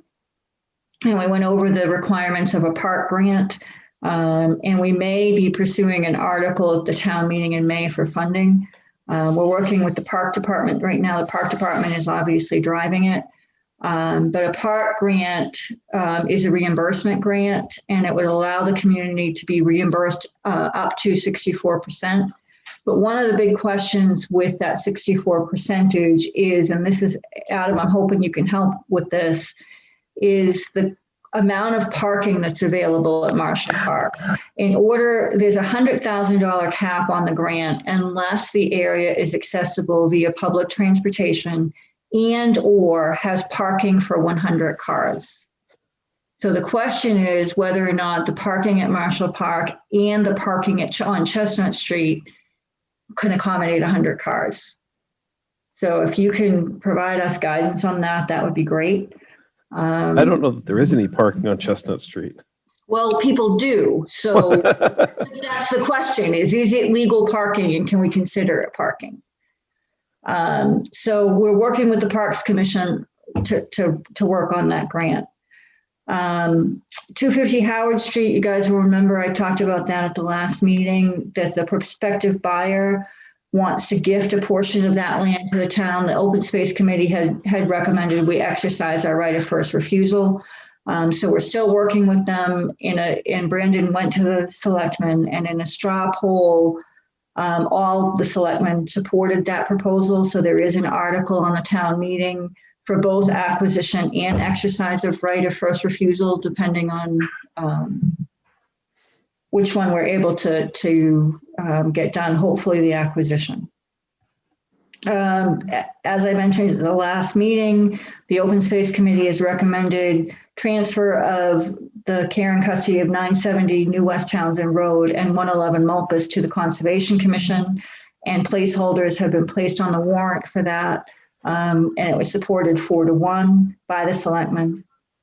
One of the big things we're working on, which I also mentioned last time, is continuing to identify land that's classified as general municipal land. So at our next meeting in November, we're going to be putting together a description of all the various parcels, things like the description of the property. Is it flat? Is it hilly? Is it wooded? Is it a field? The value, the location, etc. And then the next step in the process will be to initiate conversation with all the town departments about thoughts on that land. 360 Flat Hill Road, which is also on our agenda tonight, is being withdrawn from chapter. This is a 23-acre parcel. It's part of the Flat Hill Orchards property. About 7 acres of this parcel is orchard. The remainder is row crops and wooded. So total about 13 acres of the property is agricultural. We reviewed this parcel based on the open space criteria for retention, and it does meet the criteria for us to recommend that we exercise our right of first refusal. It's within an ACEC. It contains agriculturally significant soils. It's scenic and unique and supports local agricultural viability. The Flat Hill Orchards is one of the largest farms in Lunenburg, and right now we're pursuing other options. We understand that although it would be wonderful for the town to own, it would be better if the farmer can retain it and continue to work the land. So the Open Space Committee, Brandon Kibbe has reached out to the property owner as well as some potential trusts that may be able to work a deal to preserve the open space component as well as the continued agricultural use by the farmer. Whether or not that happens, we have to wait and see, but we are asking that no decision be made on this until we can pursue that option. We have plenty of time based on the statutory timelines, and so we're really hoping that we can execute something with potentially a land trust to acquire the property and then turn over the rights to farm it back to the farmer. So that's my update. Excellent. Thank you for that. Yeah. The MRPC. Okay, MRPC met on October 1st. Only a couple things that may be of interest.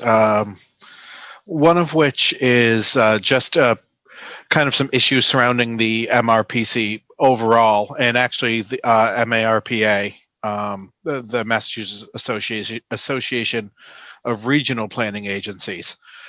There's been a whole kerfluffle going on with effectively the state retirement system coming to MRPC and the other regional planning agencies and demanding a whole bunch of retirement money be paid in that technically may be required but has never been expected for them to put in. And the comment was MRPC can't cut checks for $1 million when it has a $1.5 million annual budget.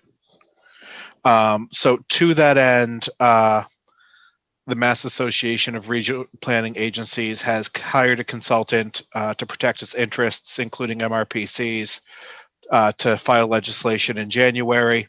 None of this, these are all things that can sound absolutist and scary, but this is not being presented as a big deal. It's just being presented as a necessary hurdle for the organization. So that's kind of on an administrative end. And the other thing that may be of use for people to know in general would be that the Attorney General's office has given a grant to MRPC, so MRPC can give out small business assistance program grants. There's maybe $15,000 to $25,000 to be used in $1,000 grants, and they're accepting applications through December 31st. What is the goal of these grants? I apologize. I did not get that in my notes. The presenter was going super quickly. I can go back, and I just know that it was the Small Business Assistance Program. I can go back and get more notes from because I think they published the speaker notes. Yeah, I'm just thinking if there's information about that, I think we would want to get it out to people on Bloomberg. Yeah, I will dig it on the website or something. I will dig it out and send it to Mr. Bernie so it can be distributed as appropriate. Thank you. So that was the Regional Planning Commission. So Yep. The Joint Transportation Commission. Did not meet in October. All right. And Capital Planning will have a report after their next meeting. So now we have the director's items. So the 360 Flat Hill. That's the correct item. So I think Paula gave a pretty good synopsis of what it is. You all have the information in your packets. Here's Flat Hill Road. You'll remember Mr. Conway's property that was recently divided up. And then this is the 23 acres next door. I don't think at this point the selectmen are looking for the planning board's recommendation on what they may or may not be doing with it, or what the planning board's thoughts are. All right. Well, I guess I maybe should have said it before, but on the other side of Flat Hill is my family farm. So I'm going to need to recuse myself from this recommendation, I think would be the prudent thing to do. Would you agree, Adam? No one can make you recuse, but I think I think you are correct that there is the potential of financial benefit, and certainly the appearance of potential financial benefit. Yes. Thank you. So I guess, Paula, that makes you chair. It does.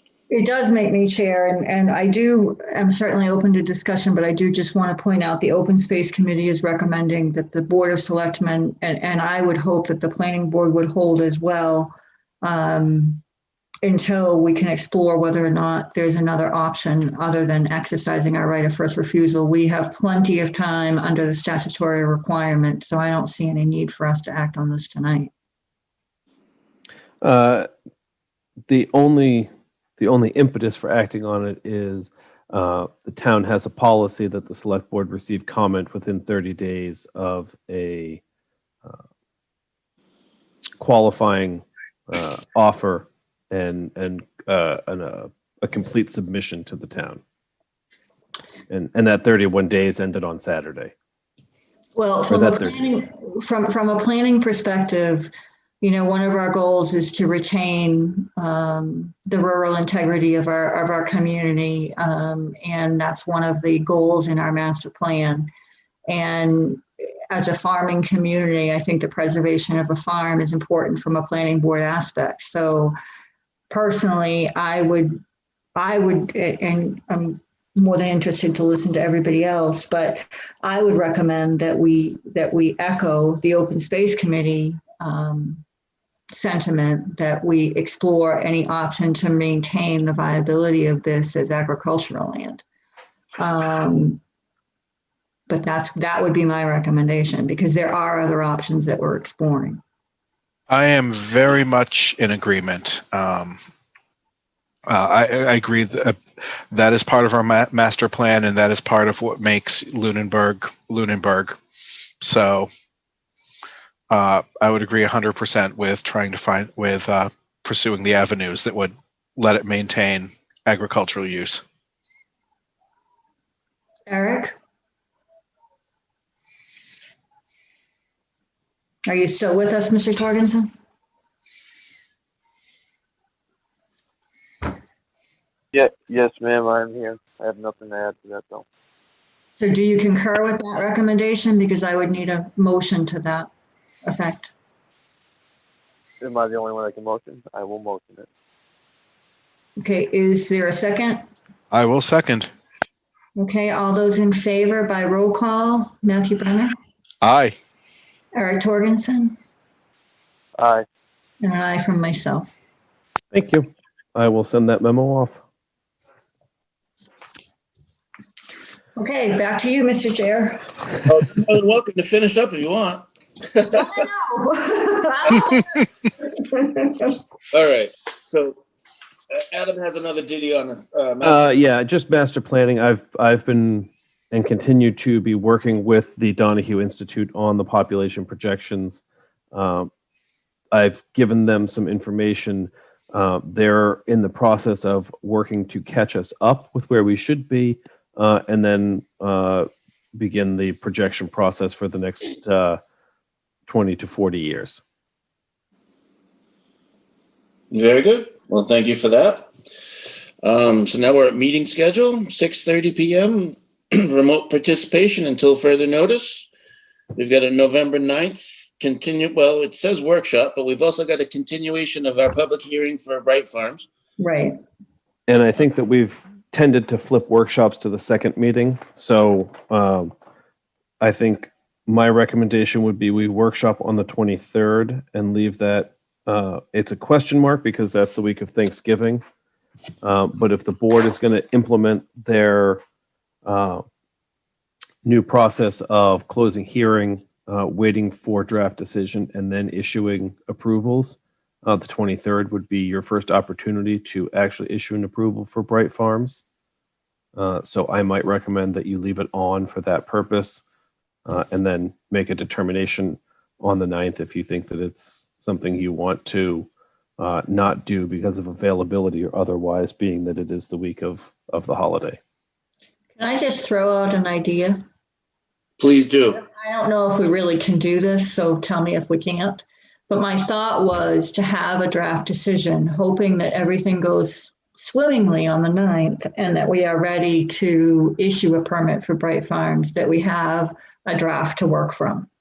And the reason I say that is because of the desire of the applicant to move forward. And I think all of us think this is a wonderful project for Lunenburg. I don't think that any of us had any opposition to the permit other than the outstanding issues and the resolution of those issues to the satisfaction of our reviewing engineer. So I don't know if that's possible, but we can draft a decision in the office. The issue or the caveat to that will be we include minutes light of each discussion and each portion of the public hearing, and that won't be there for what happens on the 9th because that hasn't happened yet, and as much as I try, my powers of prognostication are poor. And so we could write up the decision, leaving a space for us to add that additional information from the 9th, and any conditions that may come from outstanding items that still remain on the 9th, obviously wouldn't be in that draft decision. And if the board wishes to include them, would need to craft them to their specifications that evening. But we can certainly include general conditions and other things like that for you to review. I'm happy to do that. Your thoughts, Mr. Chair?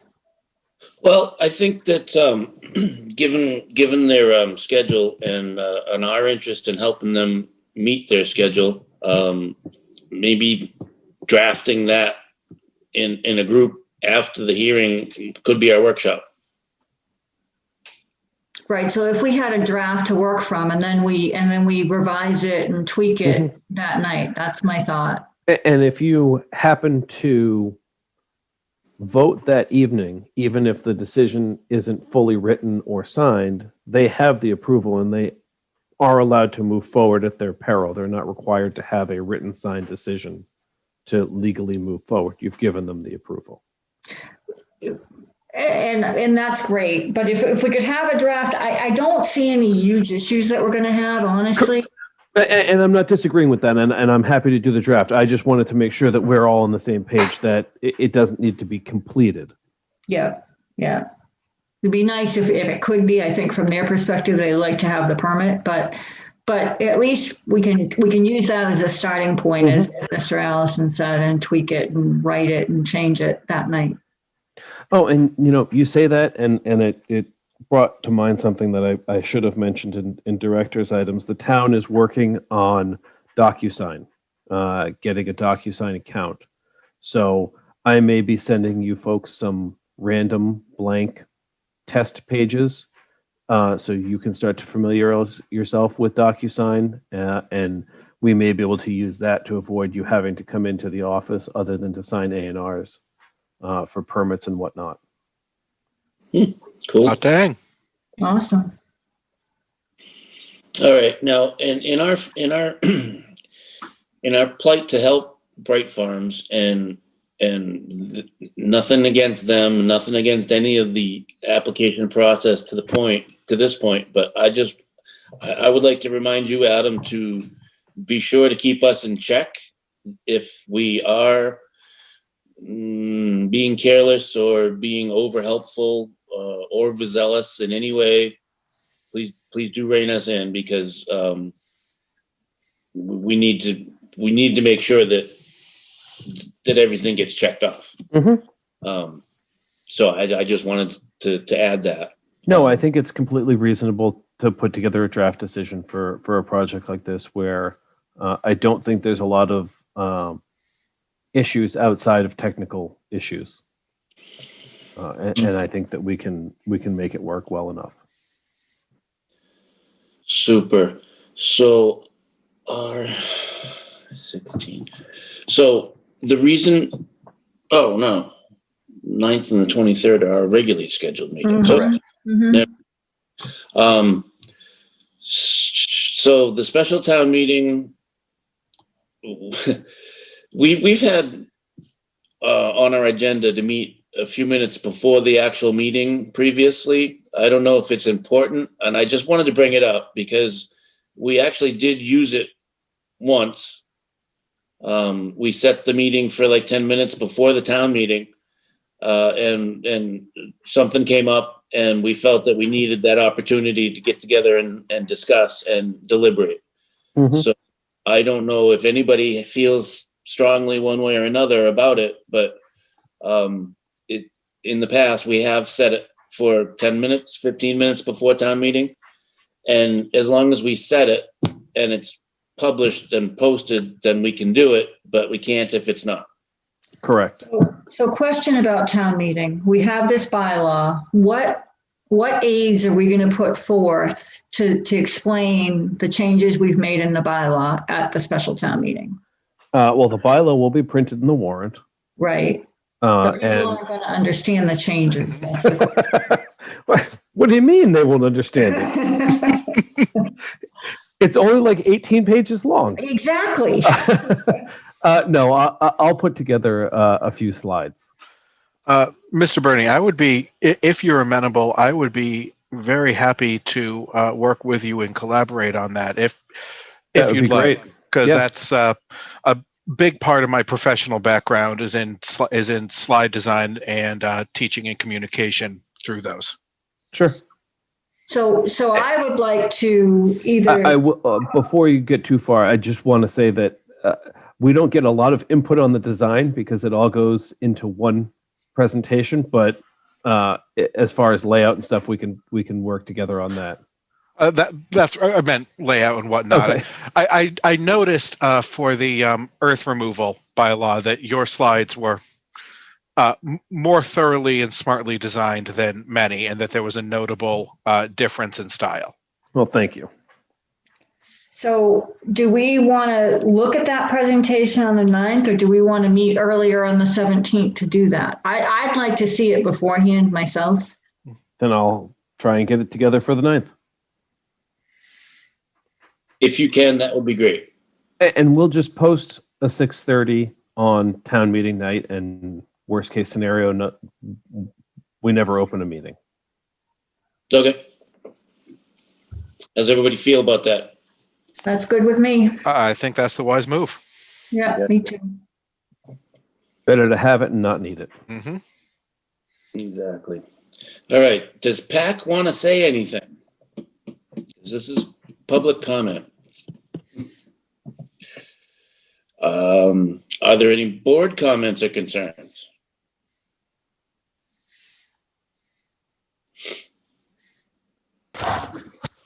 All right. Well, we're 23 minutes shy of having a vote to extend our meeting. I would make a motion to adjourn. Excellent. I would second that. Any further? 7. At 10:07. Excellent. So roll call. All in favor. Mrs. Bertram, Aye. Mr. Brenner, Aye. Mr. Torgerson, Aye. and an aye for myself. Thank you all very much. Have a wonderful